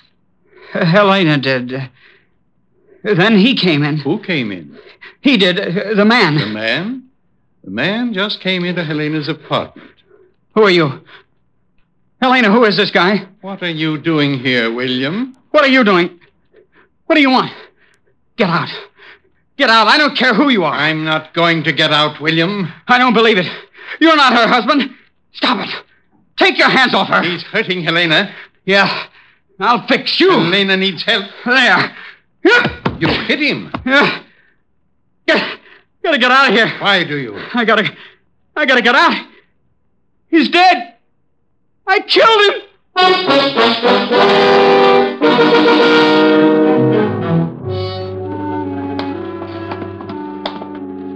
Well, Diamond, did you hear enough? Yeah. It's up to you. Find out if he really did it. Okay. Thank you. For what? Well, according to William Carter, he'd gone to a girl's apartment. The husband had come in and he'd killed him. Cases like that don't make me a happy gumshoe, but I had a $200 retainer in my pocket, so I had to keep going. My first stop was the 5th Precinct Police Station and Lieutenant Walt Levinson. When I walked into the squad room, I spotted Sergeant Otis tying a square knot in his shoelace. I'll be right with you, Gumshoe. Hey, Otis, what happens when you break one of those shoelaces? Oh, what do you think happens? I get a new one. For those shoes? What do you use, the mooring line off the Queen Mary? Oh, why don't you lay off? I thought we was pals. Is the lieutenant in? Yeah, go ahead. Hey, Otis, if your shoes wear out, why don't you do like the Dutch do? Oh, what's that? Wear wooden ones. Just go out and rent yourself a couple of rowboats. Oh. Hello, Walt. Good evening, Mr. Diamond, and thank you for stopping by so late. Well, now, what do you mean? You've got some horrible scheme up your sleeve, but I don't have to play straight man. I'm off duty in exactly 3 minutes. It'll take 2. Oh, no. Oh, yes. I want a list of DOAs for the night of November 12th. What's the matter? Can't you find a little old corpse all by your lonesome? Oh, shut Or up. does the police department have to furnish you with one? Well, if you just cooperate, Sassy, you'll be out of here in 2 minutes. All right. Here. Now, thanks. Wow. 3 of them, huh? If that's what it says, why? Is there one we haven't found? 2 women and a man. Yeah. The man's my department, homicide. Herbert Fisher, found in his wife's apartment on 51st Street, married to Helena Fisher. What about Helena, Walt? We're still looking for her. Neighbors say she and her husband hadn't been living together for several months. The old boy must have come home, found her with another guy, and got heated up. Either the wife or the other guy killed him. Huh? How do you know there was another guy? Well, the neighbors say a young guy started seeing her about a week before. Came up with her that night. We haven't a line on him yet, but we're checking. What killed him? Poker from the fireplace, beaten over the head. Oh. No prints? Nope, clean as a whistle. Say, what's with you? What are you so interested in this killing for? Oh, I just like to hear about crimes. Oh, now stop that. If you know something... I do know something, Walt. Yeah, what? One word. Will it help me solve this case? I don't know. Well, what is it? Bye. I left the precinct and headed back to Bellevue and Dr. Gerson. I had a hunch that was growing roots, and if William Carter's sanity was going to be saved, it would have to be done in a hurry. Up till now, only 4 people knew who was in that apartment when Fisher was killed. Myself, a missing girl named Helena, the potential killer, William Carter, and the good doctor. The girl hasn't gone to the police? Why, if William Carter did it? Well, that's what I've been asking myself all the way down here, Doctor. Unless she wants to protect him. That's the only one I could come up with. I want to ask you 2 questions, Doctor.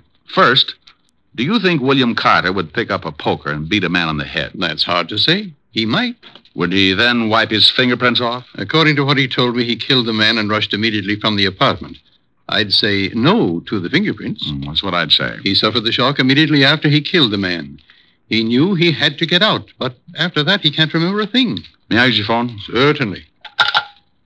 Doctor, how could Carter be sure that he'd killed the man? Why, I don't know. If you remember, he didn't say. He just said he'd killed him. Homicide, Lieutenant Levinson. I thought you were going home. I gotta sit up with a headache. Oh, well, I want some information. Where did the murdered man live if he wasn't staying with his wife? Oh, now, wait a minute. We know who did it. You do? Sure, some guy named Carter, William Carter. I sent some of the boys over to his house 10 minutes ago. How do you know he did it? Because Helena Fisher walked into the station and told us so. You got the girl? Yeah, we're holding her till we pick up the Carter guy. Seems Carter was in her apartment with her. I know the story. You do? You do? I'll be right down.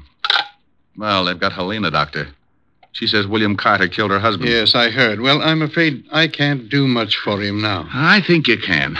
There's one thing that smells too rotten to make sense.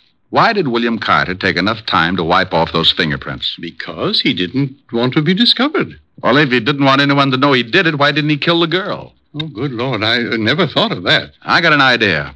And it may mean you bending the law, little doctor, but it might save William Carter. What do you want me to do, Mr. Diamond? Is there any way you can find out from Carter exactly what he did after he struck the man? Of course. When he comes out of his sleep, he'll be able to talk about it. Can he be moved? Well, yes, if it's necessary. Then get him out of here. Take him somewhere. Even if his family covers for him, it's just a matter of time until Lieutenant Levinson finds out he was picked up and put in here. Oh, this is extremely dangerous. Look, if he believes he killed this guy, the girl's story will hold water.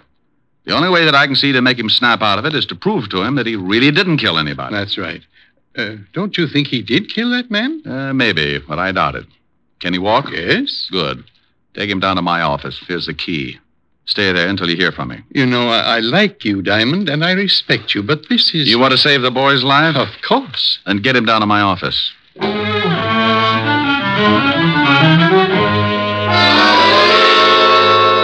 I left the hospital and grabbed a cab back to the 5th Precinct. Sometimes when things don't add up like ABC, you've got to go out into left field for the answer. Everything pointed to William Carter, and he believed it himself. But I kept thinking about those fingerprints. I told Walt my idea. Are you crazy? So the guy did wipe off the prints but didn't kill the girl. What of it? People do crazy things the first time they knock somebody off. Besides, you can't go around posing as a police sergeant. Oh, now stop that, Walt. Admit it. There's a hole someplace. But you told me yourself the Carter guy admits killing the girl's husband. In his condition, he'd admit anything. He says he did it. The girl says he did it. What more do you want? I don't want any doubts at all. Will you just try the idea? If you'll tell me where you've got William Carter. Promise not to have the boys there? Just you? Yes, I get mixed He's up in my office. Wouldn't you know it? Okay, Walt. Get the girl in here and tell her just what I told you. I don't need any rehearsals. Otis. Yeah, Lieutenant. Send Mrs. Fisher in here. Right. I hope you know what you're doing. You're putting me in an awful spot. Well, if it works, Walt, the state won't burn an innocent man. Yes, but this... Mrs. Fisher, Lieutenant. Oh, come in, Mrs. Fisher. Thank you, Lieutenant. Sit down. This is Sergeant Diamond. Oh. How do you do, Sergeant Diamond? How do you do, Mrs. Fisher? We've checked your story, and everything seems to be all right. You can go home, but please don't leave town. I'm terribly sorry about this. I know I should have told you sooner, but William was... Well, I didn't know what to do. You did the right thing. Have you found William yet? No, but we will. Well, didn't you check his house? Isn't he with his family? No, he didn't come home at all. Oh, and that reminds me. You know, you're the only witness who can prove he did kill your husband. Oh, why, yes, I guess I am. Well, I'd be extremely careful. He just might, Lieutenant, you don't think he might try and kill me, too? Well, you never know. After a man kills once and he's got time to think about it, he's liable to do anything. Well, then, I demand police protection. And you'll get it. Sergeant Diamond here has been assigned to the case. Oh, how nice. I'll do as much as I possibly can. Well, when do you start? Right now. I'll meet you out in the squad room right after I have a few words with the lieutenant. All right, Sergeant. Thank you, Lieutenant. Perfectly all right. This is ridiculous. All right. You get over to my office and pick up William Carter and the doctor. I'll stall Mrs. Fisher. Take her to a bar or something. All right. But if the commission hears about this, Sergeant Otis will be the new head of homicide.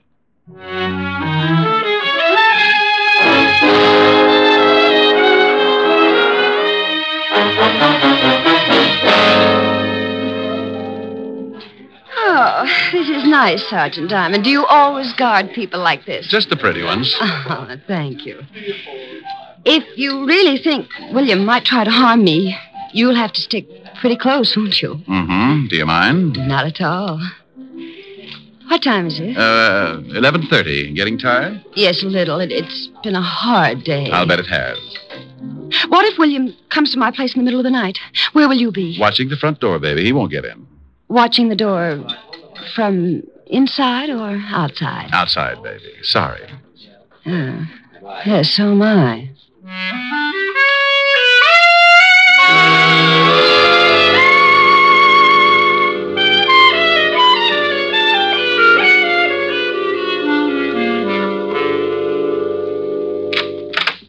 Here's my apartment, Rick. Oh, nice place. I don't like it very much since...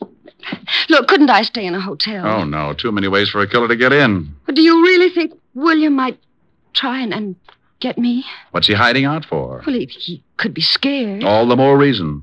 Men like that don't hide out for a week if they're going to give themselves up. And if William isn't going to give himself up, he'll probably try to get rid of the one person who knows he did the killing. But William isn't like that. He wouldn't... Wouldn't what? I was just going to say he wouldn't kill anybody. But he did. He knows he did. Yes. Well, I'm going out in front and check the building. I'll be back. Oh, do you have to go? That's a good idea. You just take it easy. But William has a key. Oh, well, then you better give me one, too. I'll be right out in front. Oh, all right, here. Don't be too long, Rick. I can't stand this place long if I'm alone. Sure, baby.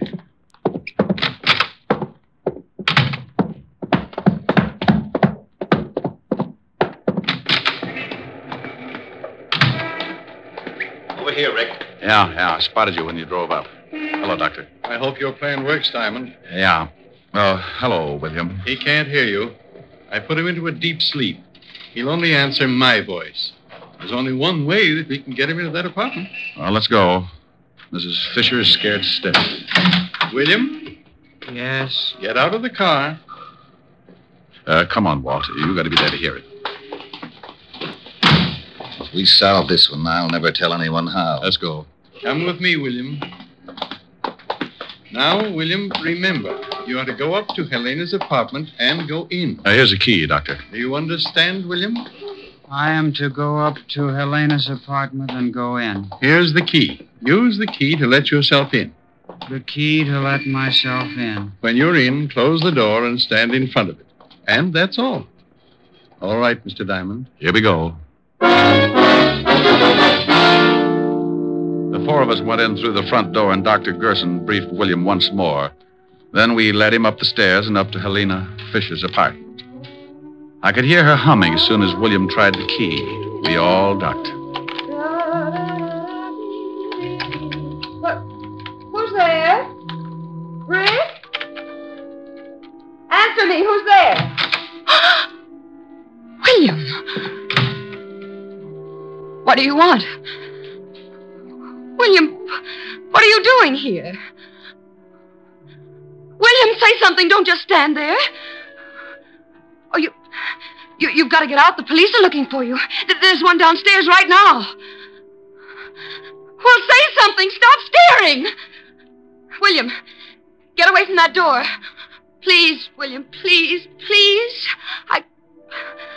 I know what you want, William. I won't tell anyone. William, say something. Don't look at me like that. You're going to kill me, aren't you? Look, William, you didn't do it. I killed him. I just told you he was dead after you hit him. When you left, I killed him with a poker. William, please! All right, Helena. Greg. Oh, he was going to kill me. Oh, sure. Like he killed your husband.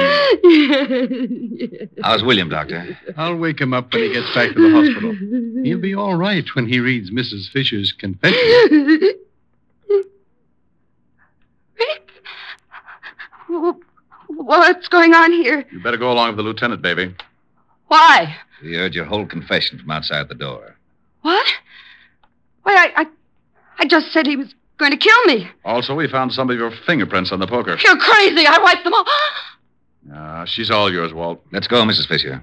You tricked me. You tricked me into saying that. Come on, lady. I don't want to get rough. I'll kill you, too. I think you can take her along now, Lieutenant. Holy cow. Why, Doctor. Well, I've never hit a woman before, but this one made me very unhappy. Well, you're a good doctor, but you're certainly no gentleman. You should have kicked her.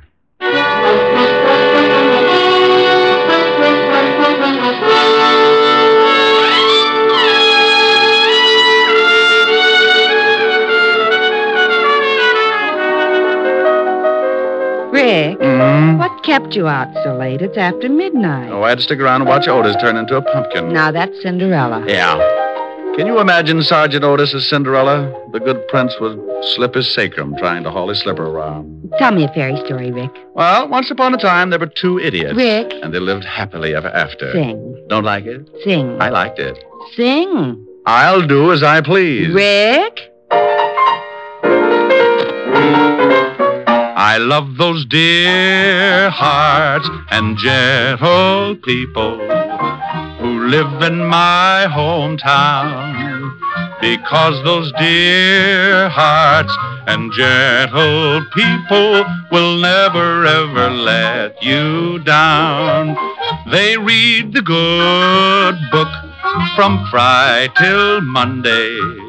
That's how the weekend goes. I've got a dream house I'll build there one day, with picket fence and rambling rose. I feel so welcome each time that I return, that my happy little heart keeps laughing like a clown. I love the dear hearts and gentle people who live and love in my hometown.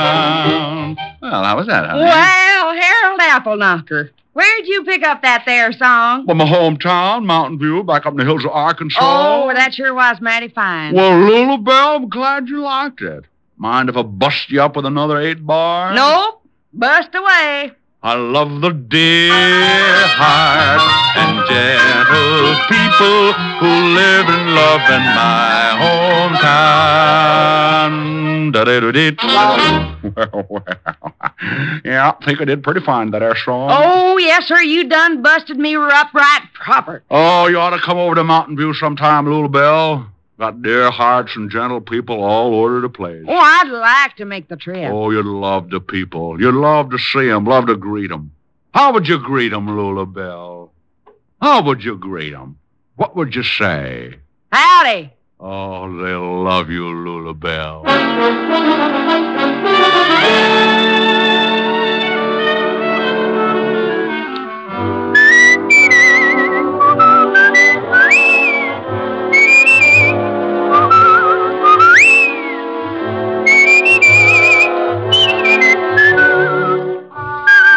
You have just heard Richard Diamond, Private Detective, starring Dick Powell. Helen was played by Virginia Gregg, Lieutenant Levinson by Ed Begley. Also in our cast were Wilms Herbert, Joan Banks, Sam Edwards, and Norman Field. Music was under the direction of Frank Worth. Richard Diamond is written and directed by Blake Edwards. Dick Powell soon will be seen in the screen version of the best-selling novel, Mrs. Mike. Now, this is Eddie King inviting you to be with us again at the same time next week, when we will again bring you Dick Powell as Richard Diamond, Private Detective.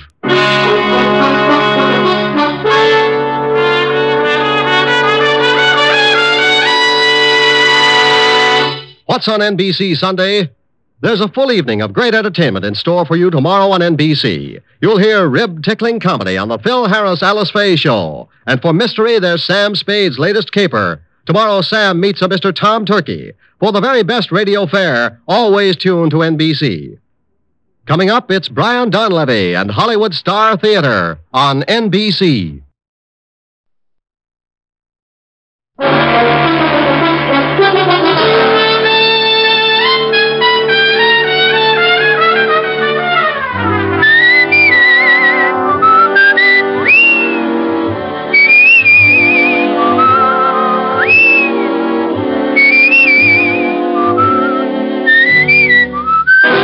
Here's Dick Powell as Richard Diamond, Private Detective.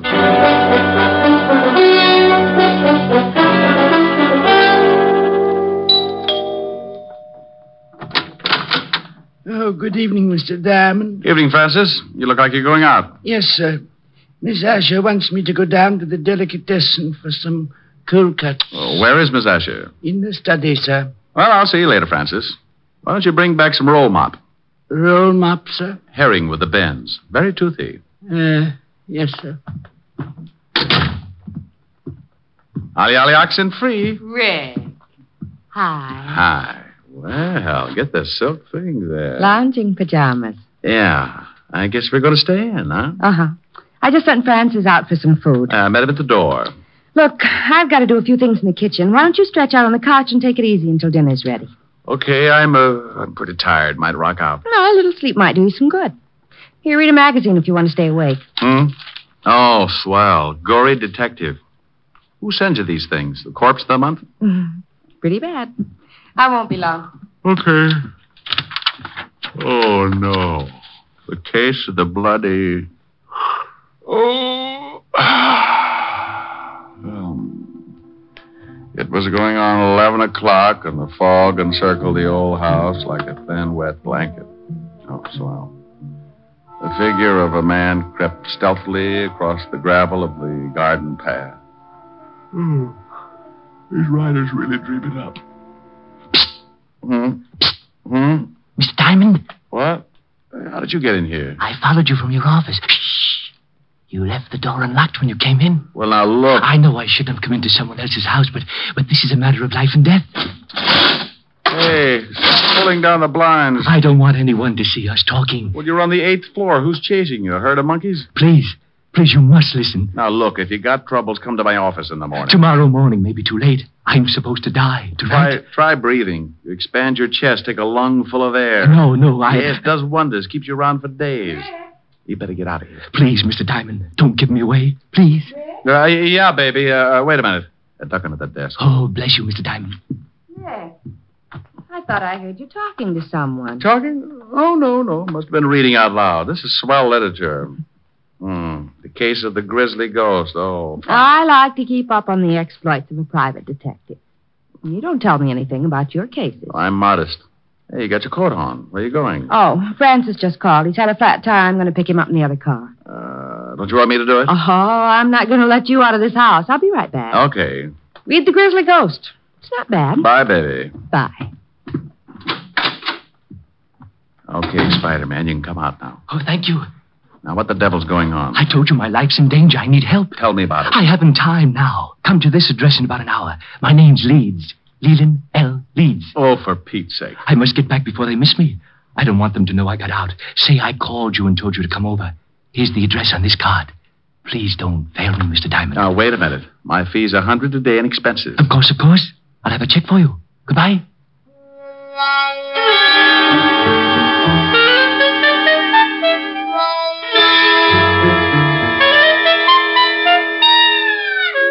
He went out like an undertaker stealing a can of embalming fluid, and I poured myself something just about as strong. Helen would scalp me for leaving, but for some reason, nutty little guys like that interest me.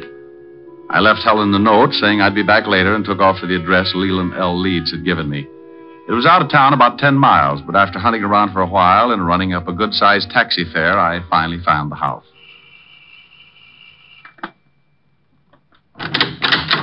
Yes? Yes. I got a call from a Mr. Leeds at this address. He asked me to come over. My brother? I don't know. Well, it couldn't have been. He's very sick. He's upstairs sleeping. Well, he was just coasting off to Dreamland when he called me. I think you'd better let me in. Oh, a detective. All right. Just what did my brother tell you, Mr. Diamond. He said his life was in danger. I'm Nina Leeds. I think you'd better come into the living room, Mr. Diamond. Dr. Miller can explain things better than I can. Sure. Roger? This is Mr. Diamond. He's a detective. Oh? Lee just called him. This is Dr. Miller, Mr. Diamond. Hello, Doctor. How do you do? You from the police? No, private stuff. Oh, I see. Now, Mr. Diamond, I'm afraid you made a trip for nothing. Well, here are the drinks. George, this is Mr. Diamond. He's a private detective. What? Mr. Diamond, this is George Brodeen. How are you? Well, fine, thank you. Anything wrong? I don't know. Lee phoned Mr. Diamond and told him he was in danger. How did you know that, Doctor? I told Miss Leeds what he said, but not you. I'm Mr. Leeds' doctor. He's having a nervous breakdown and suffers from an extreme persecution complex. If he called a detective, I'm sure he must have said something like that. That's quite correct, Mr. Diamond. What do you do, Mr. Brodeen? Why, I'm with the New York Museum. I'm a friend of the family. I've been watching Lee break up for the past month. May I talk to your brother, Miss Leeds? I don't think you can. I gave him a very strong sedative. Let me get you a drink, Mr. Diamond. When Lee wakes up, you can talk to him. Sure.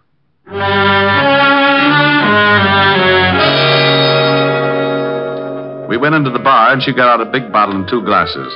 I forgot all about Leland L. Leeds for a while and started concentrating on his lovely sister. It was easy. Champagne? Sure, but I've run out of slippers. I've got a small foot. Might take you a long time to get enough. I drink fast. It's the open toes that bother me. I like the patter.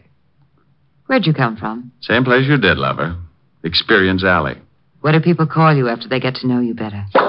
Oh, different things at different times. For now, you can call me Rick. And later? Oh, you'll think of something easier. It's like that when you haven't got much time to talk. Here's to later, Rick. Yeah. What does the doctor specialize in? Roger's a brain specialist. Mental disorders mostly. It's Lee. He's off again. Maybe he's been listening to Sam Spade. Come on. You'd better stay down here, Nina. I'll take care of it. I'm going up. Lee needs me. George, get my bag. It's in the hall. Right. You'd better not come in, Mr. Diamond. I think I'd better. Nina. Lee, what is it? I saw the blood again. Oh, Mr. Diamond, I'm glad you came. Now, calm down, Lee. Everything's going to be all right. Get away from me. He thinks I'm insane. You all do. You want my idol, and you stop at nothing. Now, there's no sense in this much self-indulgence. Here's your bag, Roger. Thanks. What are you going to do? Just give you something to make you sleep. I don't want to sleep. I'll wake up and see the blood again. There's no blood. It's just your imagination. You're overwrought. You think I'm crazy. But I saw it. I tell you, I saw it. Now, this won't hurt. No, I don't want to sleep. Please, Mr. Diamond, help me. Lee, do what Roger tells you for my sake. Come on. The injection should take hold. I'll get up. Just a minute. I won't go to sleep. Lee, please. Then leave Mr. Diamond with me. I want to talk to him. Well, I guess it'll be all right. Don't stay too long, Mr. Diamond. I want him to rest. Okay, Doctor. Remember, he's not at all rational. Come on, Nina. I'll see you downstairs, Mr. Diamond. Hey, what's the idea, Leeds? I'm locking the door. I don't want anyone coming in. Pardon me for walking around in circles. I got to stay awake. Uh-huh. Those people downstairs are trying to drive me crazy. They must have been working overtime. They're after my idol. Your what? My idol. That carved image standing on the night table. Oh, yeah. Here, look at it. Look at it. Well, that's dandy. How many box tops did you have to save? Mr. Diamond, at this moment, you are holding $100,000 in your hand. I am? Last month, my grandfather passed on and left his entire estate to my sister and me. Among the effects was that idol. It was left to me. What is it, platinum? Oh, no, Mr. Diamond. That is the lost idol of King Tut. I always wondered what happened to it. Oh, then you know the legend. Well, I'm a little hazy on it. Maybe you'd better bring me up to date. Oh, of course. It was supposed to have been buried with King Tut. However, the story goes that a slave absconded with it before they sealed the tomb. And that makes it worth $100,000? I guess so. You guess. You don't know? I only know what my grandfather told me before he passed on. He told me its value and said there was a curse on it. What does it say? Crime doesn't pay? Well, Mr. Diamond, it seems that on the first night of the new moon, after one has gained possession of the idol, he will die. Next week, Tom Swift and his electric grandmother. You don't believe me? Oh, sure. No, you don't. You're just like the rest. But it may interest you, Mr. Diamond, to know that 1 month after the idol was uncovered and my grandfather gained possession, he died. It was a new moon. How old was he? 74. Oh, well, that couldn't be it. Now, relax and tell me why you came to me. What about your fee? Oh, forget it. You can just buy me a broom to ride around on. Good night, Mr. Leeds. Remember, Mr. Diamond, it's a new moon. You don't have much time. Oh, brother.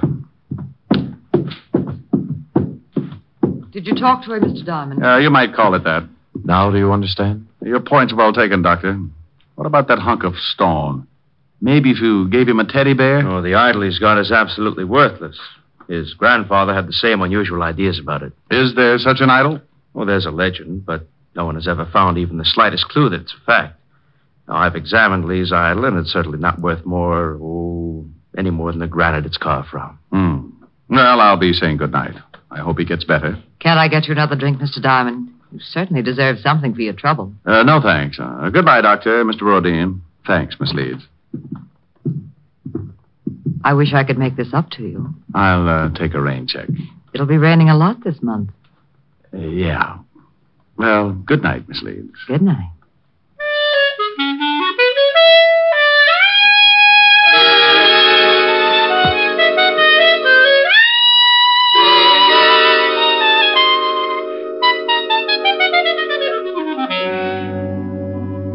I went out and got a cab. As far as I was concerned, the frightened little man in the nightshirt was going to end up modeling straitjackets, and the private detective would only add to the confusion. It was 8 o'clock, and I told the cabbie to take me to 975 Park Avenue. Helen would be angry, but it was worth going back to. A couple of hours with her could make a guy as contented as a bear that had just cornered the honey market. We pulled up in front of Helen's apartment, and I paid the cabbie. I was just going in when a small convertible skidded to a stop in front of the building. Mr. Diamond? Mr. Diamond! It was Leland L. Leeds again, and you could still see part of the nightshirt under his topcoat. He leaned out of the car window and called. Over here, Mr. Diamond. Please, I must talk with you again. I'd had enough of the jumpy little man with the idol, so I started into the apartment without answering. He called again, climbed out of the car, and started to cross the street toward me. I looked back just in time to see the other car swing in toward me. Look out, Leeds! I ran back into the street and looked after the disappearing car. The lights were off, and I couldn't get the license number. It was too far away. I leaned down by the little man in the nightshirt. He was pretty far away, too. He was dying and hurt. Mr. Diamond? Yes, Leeds? Take the idol. When you left, I found out why it was worth all that money. They didn't want me to tell you, so they followed me and ran me down. It's in my coat pocket.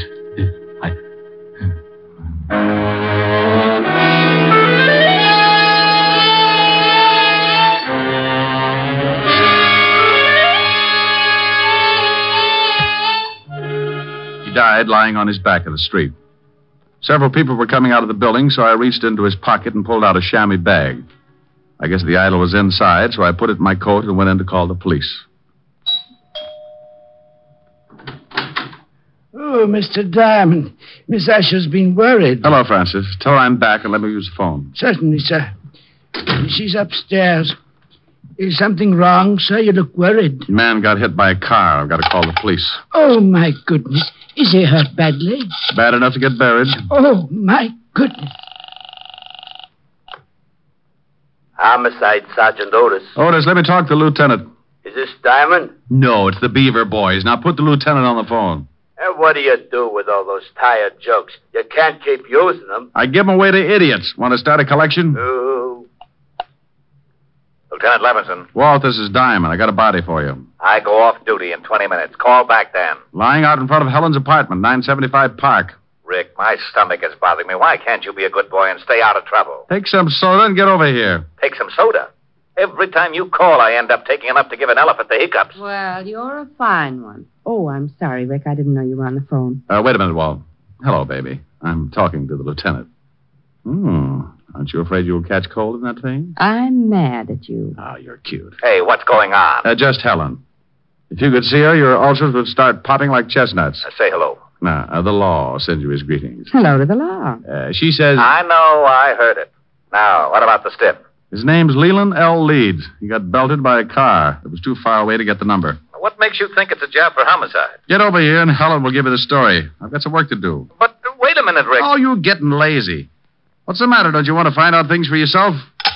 Rick, what happened? Francis told me some man got hit by a car. Right on your doorstep. Oh. Let's go into the other room, baby. I'll tell you all about it.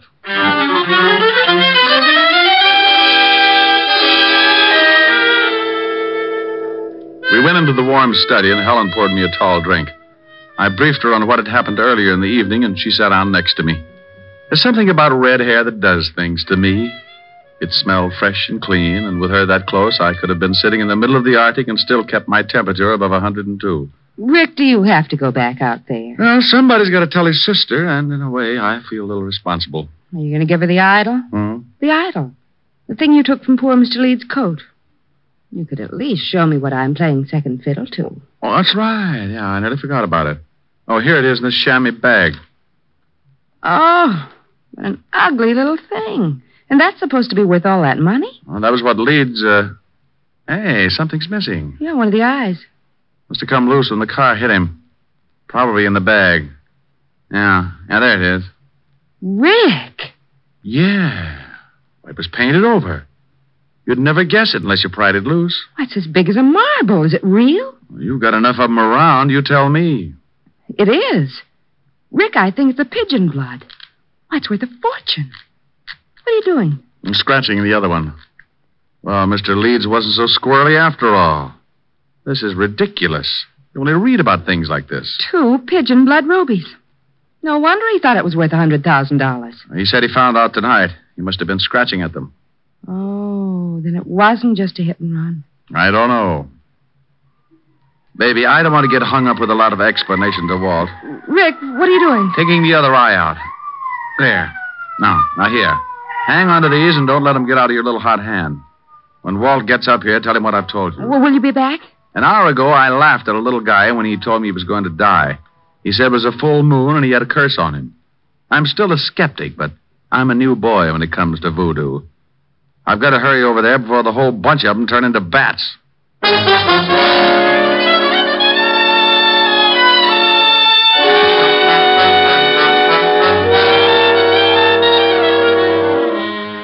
I went down in the service elevator and out on the street. The wagon was driving off with Leeds, and Walt and Otis were going into the building when I slipped up to the convertible and got in. Leeds had left the keys in the ignition like I figured, so I took off and headed across town. 20 minutes later, on a lonely stretch of road, I started counting suspects. All three of them could be in on it. Dr. Miller, who said Leeds was insane, George Brodeen, a man from the museum who said the idol was worthless, and that lovely sister. I didn't notice the car pulling up behind me until it was too late. It was doing a good 70, and as it swung around to pass me, the guy at the wheel cut in sharp and hit me broadside. Hey, look out!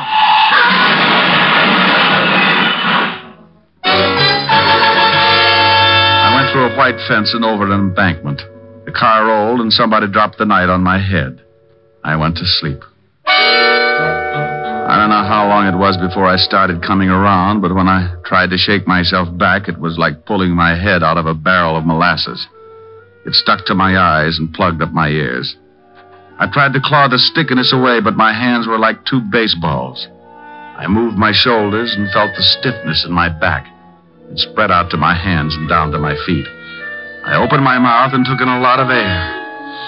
I finally made it.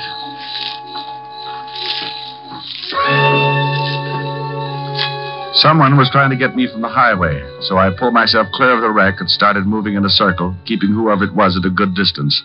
I was too pushed around to put up a fight, so I made it back to the highway and walked along until I found a little gas station on the road. The joint ain't open. And then your lock's busted. No, it ain't. Then I floated through the wall. Where's your phone? It ain't for public use. Try isn't. Okay, wise guy, the joint isn't open. The phone isn't for public use, and you isn't so big you can't get tossed out on your face. And you isn't so wealthy, $5 won't make a difference. Oh, why didn't you say so? Phone's on the wall. Thanks. You know the Leeds family? Yeah, they get gas here sometimes. Hello. Evergreen 34369, operator. How far is the house from here? I'm a little turned around. About a half a mile. Hello, Francis? Is Lieutenant Levinson still there? No? Well, just tell him to get out to 19319 Jackson Heights Boulevard. I've got a killer for him. Yeah, oh my goodness. Now hurry it up. You a cop? Shamus. What do you take for the use of your car for an hour? My wife would kill me. I'll drive you wherever you want to go.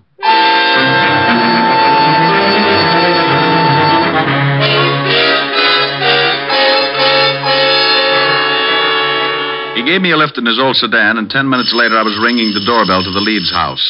I was glad the girl answered. She made me feel better right away. Oh, Mr. Diamond, come in. Thank you. Where are your friends? Raj and George? They went out to look for my brother. He disappeared right after you left. I'm terribly worried. Oh, have you got that drink? I could use it now. Certainly. I don't know why Lee ran off like that. He shouldn't have been driving in his condition. Were Roger and George together when they left to look for Lee? No, they took separate cars. Why? Has something happened, Mr. Diamond? Have you heard from my brother? I guess I'd better give it to you straight. Your brother's dead, Miss Leeds. I'm sorry. Dead? Oh, no. He was hit by a car. It's all because of that horrible idol. That stupid, horrible idol. If my grandfather hadn't told Lee it was worth that much money, this never would have happened. Did you think it was worth anything? No, of course not. But we couldn't convince Lee. Now he's dead. Would you please answer that, Mr. Diamond? Sure. You take it easy.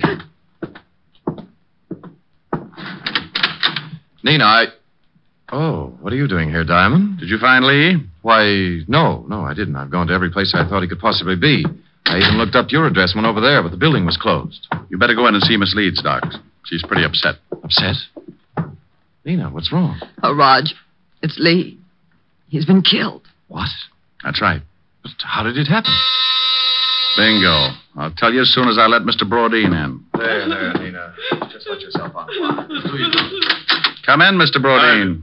Well, Mr. Diamond, what are you doing here? I think I'd better have a sign made. The doctor and Miss Leeds are in the living room. Well, something happened? Mr. Leeds is dead. What? This is the most surprised household I've ever run into. Roger, is this true? I guess so. Oh, I'm terribly sorry, Nina. Is there anything I can do? No. No, thank you. Where did this happen, Mr. Diamond? In front of 975 Park Avenue. Car hit him. I was with him when he died. Oh, this is terrible. I thought at first it was an accident, but I'm not sure. What do you mean? When I left to come out here, someone ran me off the road, nearly killed me. Who would want to kill Lee and then try to kill you? Probably a coincidence. Certainly. Probably just a drunk. Could have been. Lee gave me this before he died. A chamois bag.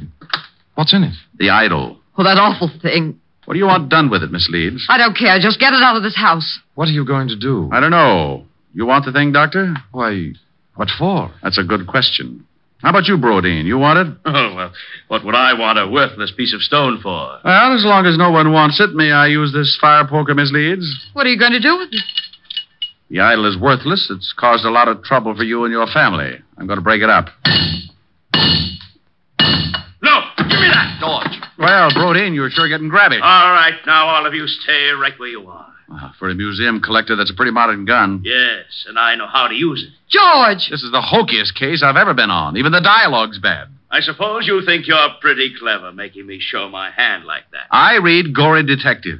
I found that the idol was really worth all that money, but I had to make the killer tip himself. You did. Mr. Diamond, do you mean my brother was really right all along? In a way, yes. He believed what his grandfather had told him. But it wasn't until tonight when he scratched one of the eyes of the idol that he knew for sure. Scratched one of the eyes? That's right. Pigeon blood rubies, painted over. Now I'm leaving you. Well, that's good, but you're minus something. Minus what? A couple of rubies. I took them out of the idol. You're lying. Take a look at the bag. What? They're gone. I'll kill you for this. Give me the gun, George. Look out. He's going to shoot. Give me the gun. All right, everyone. This is the police.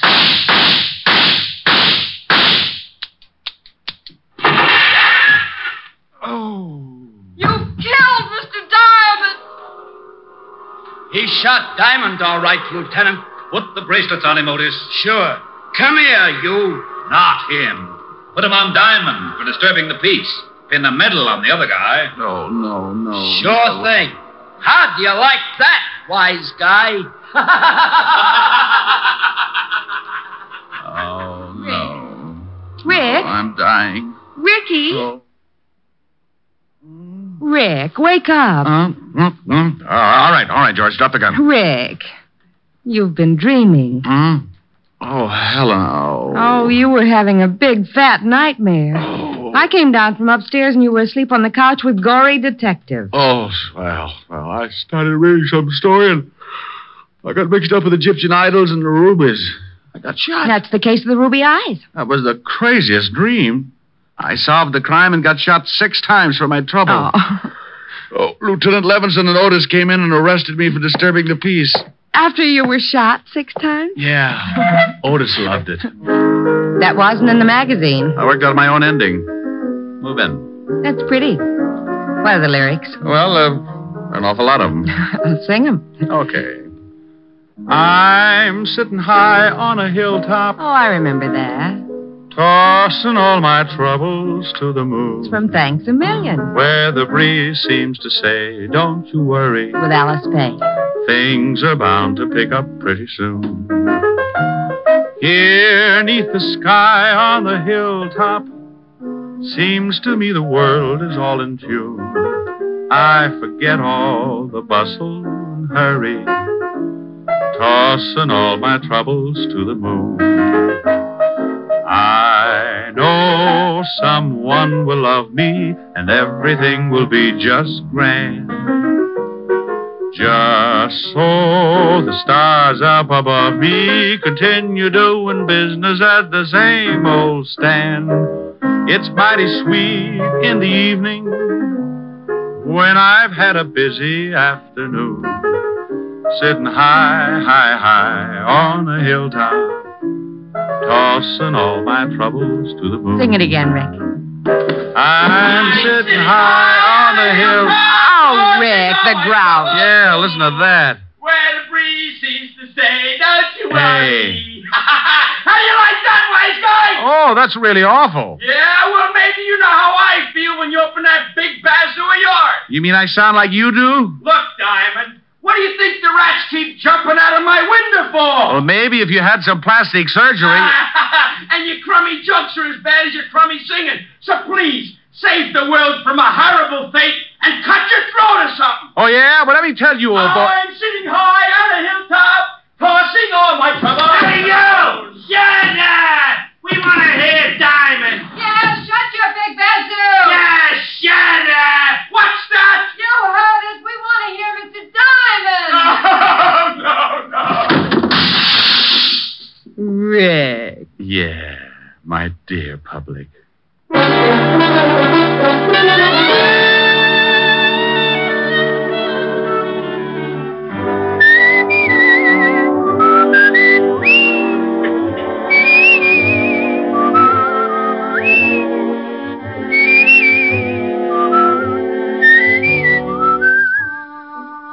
You have just heard Richard Diamond, Private Detective, starring Dick Powell. Helen was played by Virginia Gregg, Lieutenant Levinson by Ed Begley. Also in our cast were Wilms Herbert, Peter Leeds, Yvonne Patey, Stephen Dunn, and Jack Crucian. Music was under the direction of Frank Worth. Richard Diamond is written and directed by Blake Edwards. Portions were transcribed. Dick Powell soon will be seen in the screen version of the best-selling novel, Mrs. Mike. Now, this is Eddie King inviting you to be with us again at the same time next week when we will again bring you Dick Powell as Richard Diamond, Private Detective.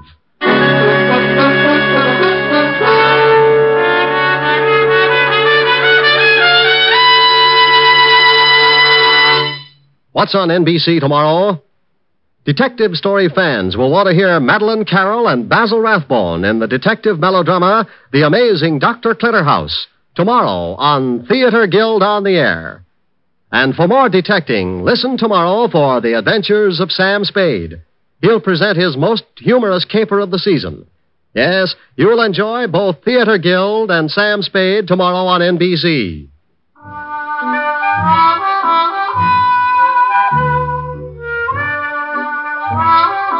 Next, it's Free Ride to Danger with Dorothy McGuire on NBC.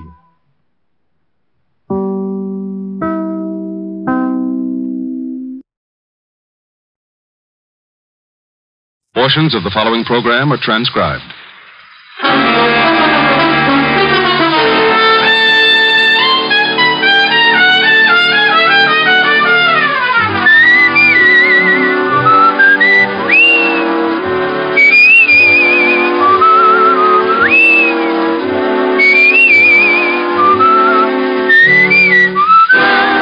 Here is Dick Powell as Richard Diamond, Private Detective.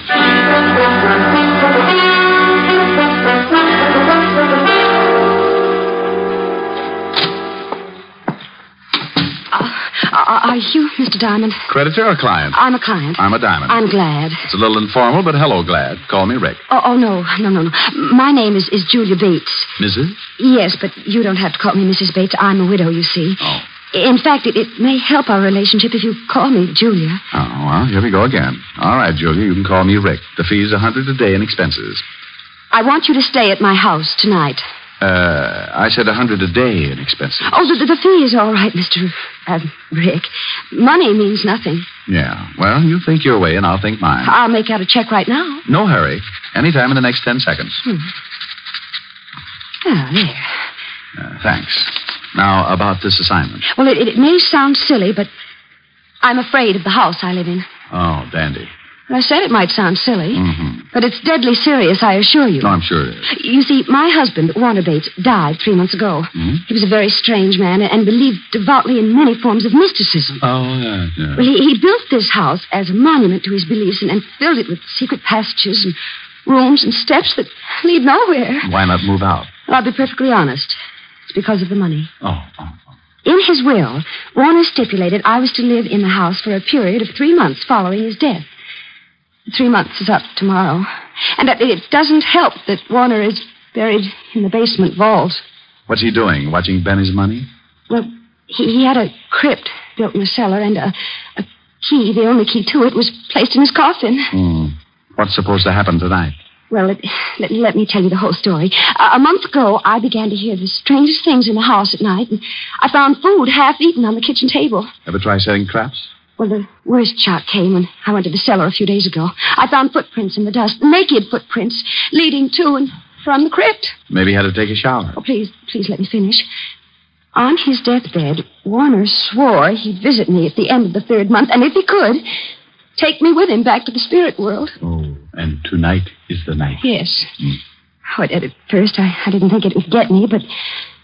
Oh, no, I'm scared, really scared. Yeah, well, now look, baby, let's get off this mystic kick.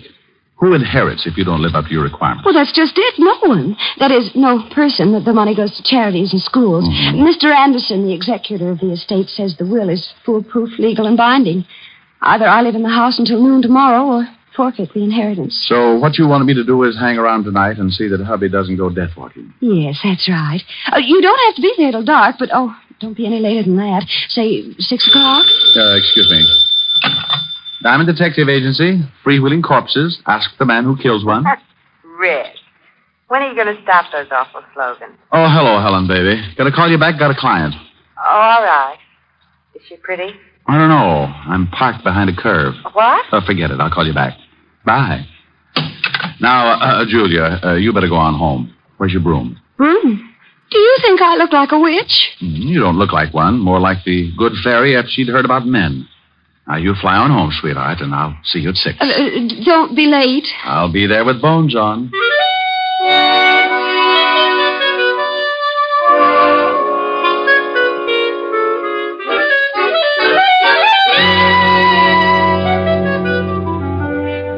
I tried to uncurl my toes and get my mind on business. Thinking of my spook client didn't seem to help, but it was business. It was getting pretty late in the afternoon, so I put the office to bed for the night, picked up a bite to eat, and went over to the 5th Precinct to keep a coffee date with Lieutenant Levinson. When I walked into the squad room, I spotted Sergeant Otis with his nose in a book. Oh, hello, Otis. What's with the book? Don't tell me you're learning to read. Hey, hello, Shamus. How's tricks? The book, Sergeant. What's the book? What book? Lieutenant's inside. He said for you to go right in when you came. Otis, tell Uncle Richard about the book. Oh, it's just a book. Here, I was trying to improve myself. Well, don't feel ashamed, Otis. You've got reason to do that. Yeah, very funny. Let's see. The art of graceful dancing. Otis. Well, what's wrong with me dancing, Shamus? I don't want to be no social outcast. Dancing? Well, maybe. But graceful? Otis, you couldn't be graceful even if your feet did match. Tell you what, though, I'll give you a hand. Now, just open your arms and pretend you have a dame. Go on, I'll start you on a waltz. Well, okay. Da-da-dee-dee-dum. Tweet, tweet, tweet, tweet. Da-da. Oh, no, Otis. You look like an elephant with sprained ankles. Now try again and close your eyes.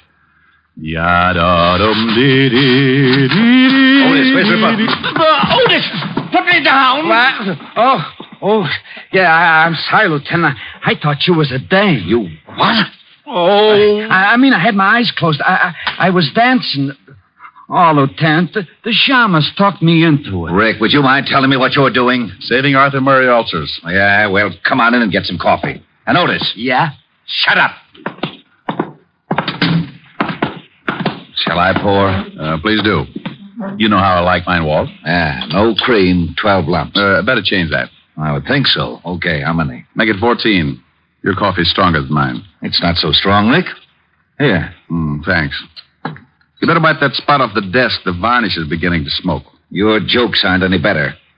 Gonna stick around for the hard game tonight? I can't, Walt. I've got a client with a house full of spirits. What? The dead kind. With you on the job, there'll be corpses jumping out of every window. Yeah. Well, if they start, I'll give you a call. I know. Why don't you give up being a detective, Rick? Play postman or something. Walt, you just don't seem to appreciate my favors. Uh-oh, I'm getting late. It's nearly 6. It's a peaceful night, Rick. See if you can't keep it that way. Oh, sure, Walt, sure. This is one night you can take it easy. Give me 2 more lumps, please.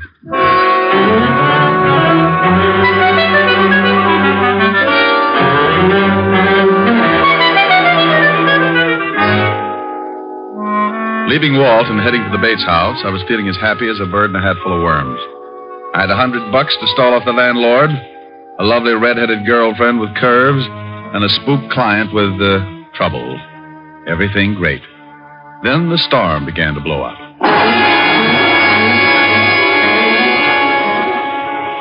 It had started to rain when I saw the Bates house on Temple Street. A big, ugly house straight out of a horror story, with gables and shuttered windows. And as if that wasn't enough, I was met at the door by a butler who was a tiny thing, about 7 feet tall and 300 pounds, with a face like the devil with a hangover. Come in. Oh, yeah, I wanted to see... Mrs. Bates, of course. You are Mr. Diamond. She left word with you? I need no word. I am the 7th son. Of a what? The 7th son. Of a... Oh, no, this could go on forever. Okay, lead on. The name is Kane. Yeah? How's your brother? What? Forget it. Where's your, Mrs. Bates? In the drawing room. This way, sir. Cozy little mausoleum. What time do the ghosts come out? Usually right after the vampires, sir. Oh, dandy. I hope they have an early show. Oh, it will be soon enough, sir. The dead are restless tonight. Maybe if I rocked them to sleep. Got a rock? Mrs. Bates. Mr. Diamond. Oh, thank you, Kane. Hello, Rick. How do you like my house? Oh, it's lovely. What do you use for doorknobs? Heads? And what's with the big zombie? You didn't mention him. Kane? Oh, he's a fixture around here, but I get frightened more when he's around than when he's gone. Oh, well, now you take it easy, baby. Come on over and sit down and let me chase those fears away. Oh, that is an idea. Name me a better. Can I fix you a drink? Oh, I think I'll take a glass of milk, sir. Here you are. Oh, now, hey, look, Crusher, put a bell around your neck or something. One more surprise like that, and you'll be best man at a funeral. My apologies. Your milk, sir. Yeah, thanks, sir. Come on, Julia, let's get back to where we were. And you, Kane, you... Hey, where'd he go? Rick, there it is. Huh? Yeah. That's the way it starts. Listen. It's the stairs to the cellar. Someone's climbing them. What? Oh, it's probably Kane. You wanted me, sir? Kane? Then who... You wait in here, Julia. I'll go out and get our nosy friend. The cellar door is at the end of the hall.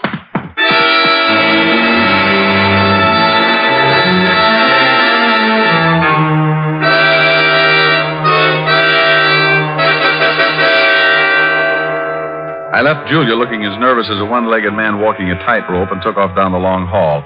There was only one door, the one to the cellar, so I opened it and flipped on the switch. I was moving my ankles down the creaking steps when I heard trouble. What the devil? Julia! Julia! Are you hurt? What is it? Rick, over there in the closet. A dead man. Oh, no. There's no dead man in here. Not there. But I saw him, Rick. I swear there was a man in there. He was all bloody, and there was a big knife in his chest. Oh, but you must have been mistaken. About a corpse, Rick. He was there. I don't see it. Oh, wait a minute. Here on the floor, bloodstains. You see, there was a man in there. This is blood, all right. But where'd the body go? He couldn't have been moved that fast. Unless... Where's Kane? Right here, Mr. Diamond.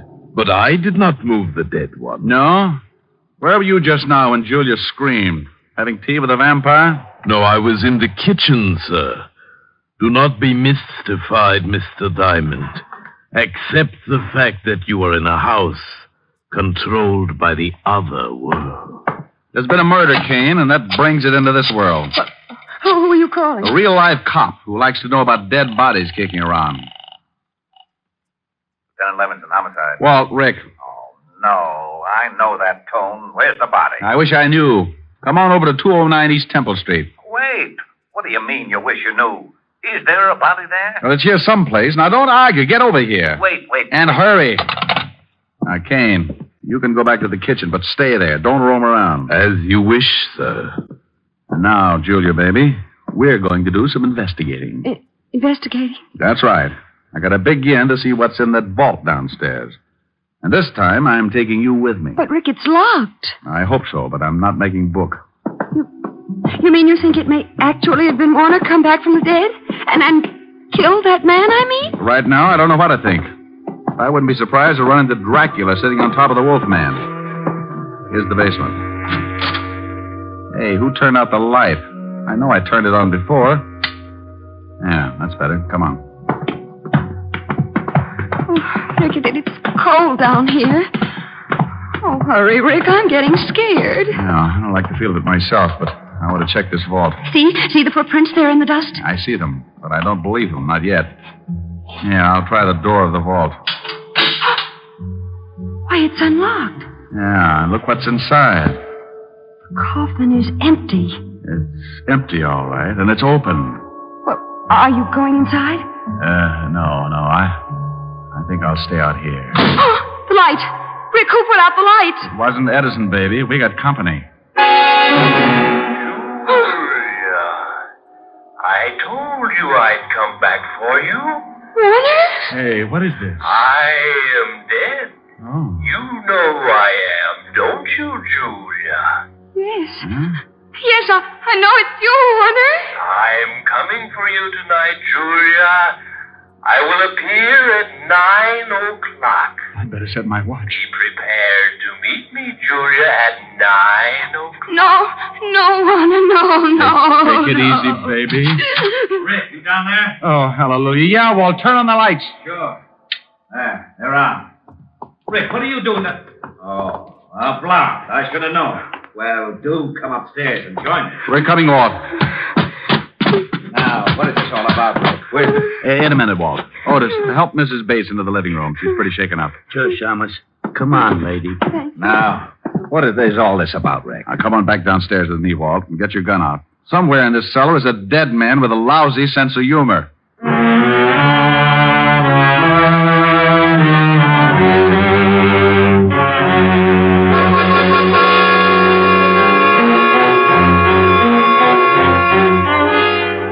Well, we searched the long cellar but good while I briefed Walt on the events of the evening. Neither was much of a success. Walt didn't believe me, and our ghost remained a ghost. As we went back up into the living room, I was at a point where I didn't believe the things myself. They couldn't have happened, but they had.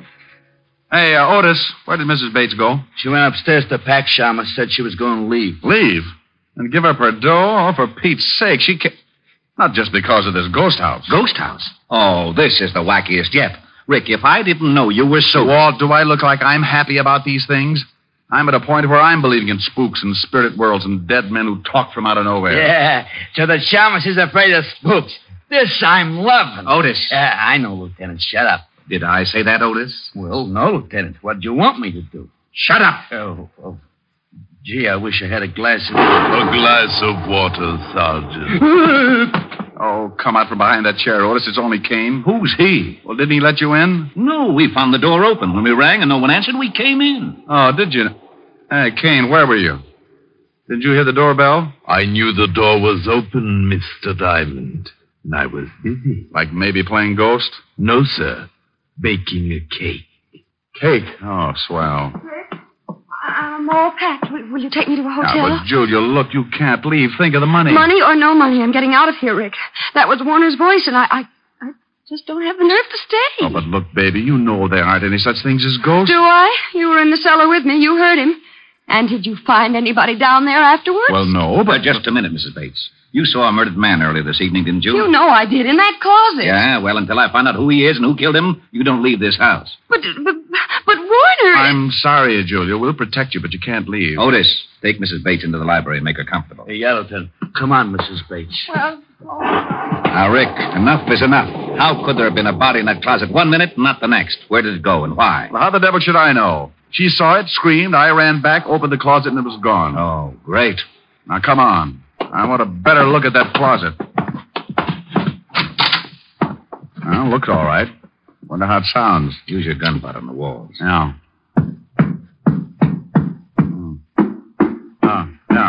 Yeah, this is it. Yeah, but where's the latch? Must be some way to open this section. Try those hooks. Yeah. No, not them. Maybe this rack. Hey, look. Secret room, just like in the movies. Oh, there he is. Yeah. We found the corpse, Walt. And how he disappeared so fast. Oh, some mess. Blood all over him. Walt, hey, this is no corpse. What? Oh, now, don't start that. No? Well, look at it closer, Walt. It's a dummy. Well, it is. A wax dummy with blood smeared on it. No wonder I wasn't meant to see it. Oh, this is it. I'm getting out of this crazy house. Corpses that talk, corpses that aren't corpses. I've had enough. This is just plain ridiculous. Now, wait, Walt. Someone planted this dummy, and someone is trying to scare Mrs. Bates out of this house. That same someone is in this house right now, and if he isn't stopped, it may mean her murder.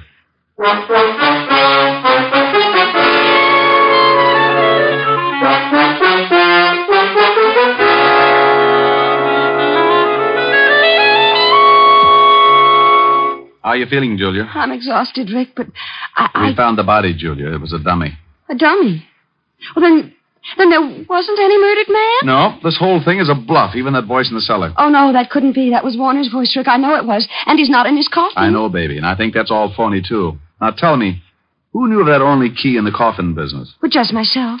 And Mr. Anderson. Anderson? Oh, that's right. You remember, he was Warner's lawyer. Oh, yeah. How about Kane? Did he know of the key? Well, I don't know, Rick. He may have. Warner confided in him a great deal. Rick, this isn't getting us any place. Come with me. Otis, you stay with Mrs. Bates. Yelton. All right, Walt. What are we going to do? Grill the dummy? Go ahead. Be funny. But I want to search this whole house. Oh, Walt, this place is a nut house full of secret rooms and hocus pocus.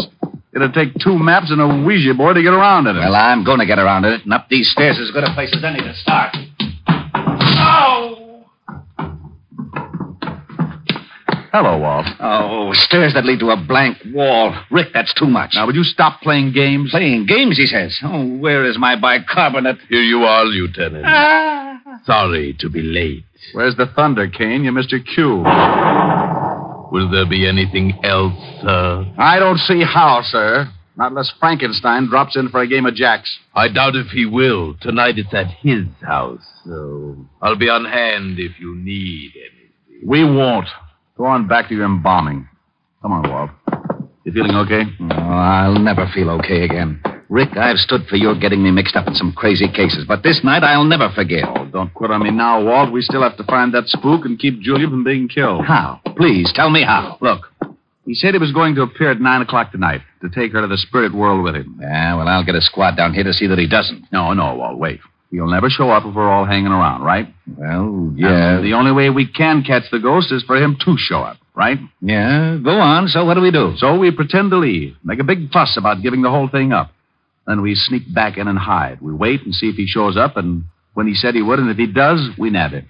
Case closed. Well, it sounds screwy, but to wind this case up, I'll buy anything. Where do we hide? We'll get Julia to wait in the living room. We'll sneak back and hide in that secret room behind the closet.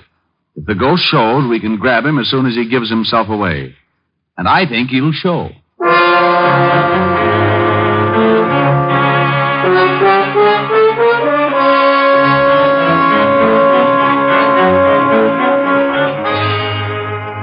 After getting Julia to agree to the idea, Walt, Otis, and I made a big thing about leaving the house. Then we sneaked back in and hid in the secret room back of the living room closet. The closet door was open enough so we could see Julia pretending to read on the couch. And for the next few centuries, we waited. Waited for a dead man to keep a date. What time is it, Rick? It's 2 minutes to 9. If he's going to show, it won't be long. Hey, you think a dead man really can come back to life? If you don't shut up, Otis, I'll give you a personal chance to try. I wish he'd hurry. Yeah. Well, it's just time now. I hope Julia plays her part okay. She looks pretty nervous. No, why would she be nervous? She's only waiting for a dead man. A phony dead man, Walt, I hope. Now, don't you start believing in ghosts. You know there aren't any such things. Rick, the lights went out. Shh, listen. I told you I would come for you, Julia. It is 9 o'clock. Oh, Warner, please don't take me out. I don't want to die. Rick, that's him. Wait a minute, Walt. I am the dead, Julia. I am your husband. Yes, I know you, Warner. You must leave this house, Julia. No. Come on, Walt. Right. And Otis, be quiet. Oh, I will. I know enough not to make any noise. What was that? Rick, hurry! Come on, let's grab him.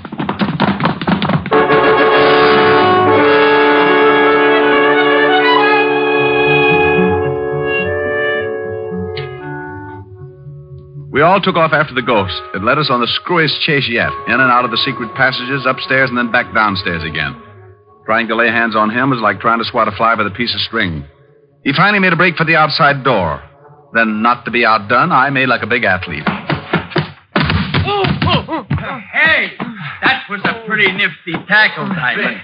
Rick, you okay? Yeah. As soon as I get this hood off, I'm going to have a few words with this spook. There. He's out cold. Otis, bring Mrs. Bates in here. Oh, okay. Come on, you. Wake up. Who is he? I don't know. Come on, wake up. Before I make a real ghost out of you. Okay, don't hit me anymore, please. Here she is, Lieutenant. Mrs. Bates, do you know who this man is? What? Why, it's Warner's lawyer, Mr. Anderson, the executor of the estate. Sure, baby, had to be. All right, Buster, what's the story?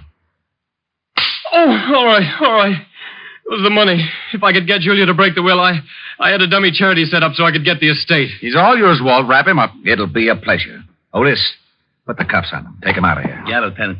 Come on, Spooky. Well, that takes care of that. Hey, what about Kane? He must have known about all this. Of course I knew, Lieutenant, but I did not wish to intrude. Those who interfere with the dead pay their own penalty. Lose their haunting license? Nothing. Oh, sir, my cake is done. Would you like some? It's devil's food. No thanks. I'll skip it. With nuts? Julia, walk me to the door. Well, of course, Rick. I'll leave you with Kane, Walt. Tell him a ghost story. Feeling all right, baby? Oh, yes, much better. I'm fine now that I know there's nothing to be afraid of. Tomorrow I'll be moving into an apartment. Will you come and see me? We have things to talk over. Like what, honey? Like sharing a mood. You know.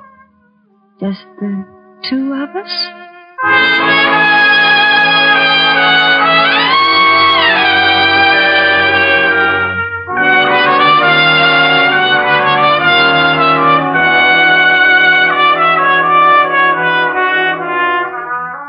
With that, she reached up and showed me what she meant with a big smoochie. I'd have probably stuck around, but I was afraid the house would be too disturbing. I wouldn't have minded having to get up to chase the bats out of the room, but with Kane showing up every time I wanted something, well, that could have led to complications. So I left Walt and Otis to clean things up, bid a not too fond farewell to Kane, and went from the house of horror to the one that was full of redhead and a piano. The redhead was wearing a red dress with a new, you know what I mean. Well, didn't think you were going to make it. I had a tough case tonight, honey. Thought I might not get away at all. Mm-hmm. I'll bet you did. Why, Helen, baby, all of a sudden you sound suspicious. Without any effort, darling. Especially when it comes to blondes. Blondes? You mean girls? Girls. Blonde girls with hair like this on your lapel. Oh. And the lipstick on your cheek and the look in your eyes. Oh, you know how it is, honey. Brilliant detective saves client's life and fortune. She had to be grateful. Brilliant detective. Just keep on making me so jealous of you, and one of these days the world is going to lose a brilliant detective. No. Someone going to rub out Sam Spade? Oh, what's the use? Oh, now, baby, don't be mad. Come on, let's next. No. I'm upset and I'm unhappy. If I sing, will you be happy again? I don't know. Well, I'll try. I'll sing my riddled head off.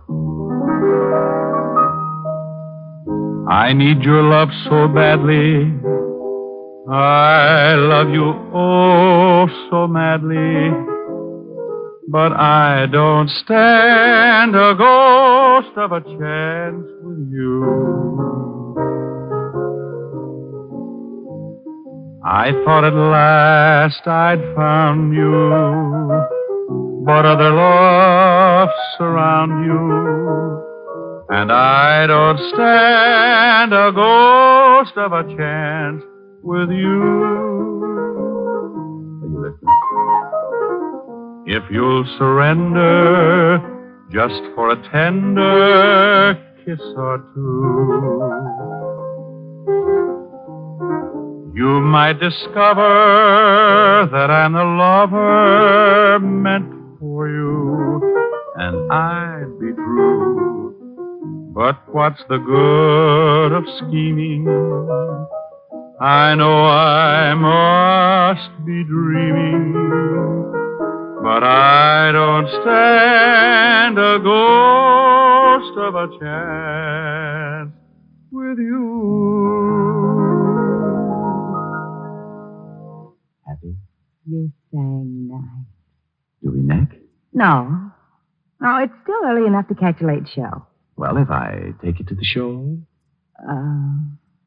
Yes. Okay. What's the show you want to see? Oh, it's a wonderful horror picture full of spooks. The ghost talk. Oh, no.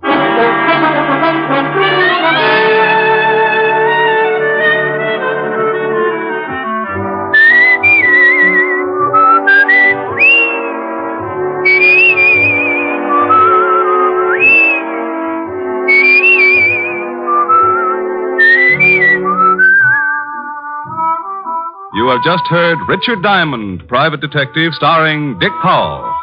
Helen was played by Virginia Gregg, Lieutenant Levinson by Ed Begley. Also in our cast were Wilms Herbert, Joan Banks, Paul Frees, and Robert Clark. Music was under the direction of Frank Worth. Portions were transcribed. Tonight's story was written by Herb Purdom and edited and directed by Blake Edwards. Dick Powell soon will be seen in the screen version of the best-selling novel, Mrs. Mike. Now, this is Tal Avery, inviting you to be with us again at the same time next week when we will again bring you Dick Powell as Richard Diamond, Private Detective.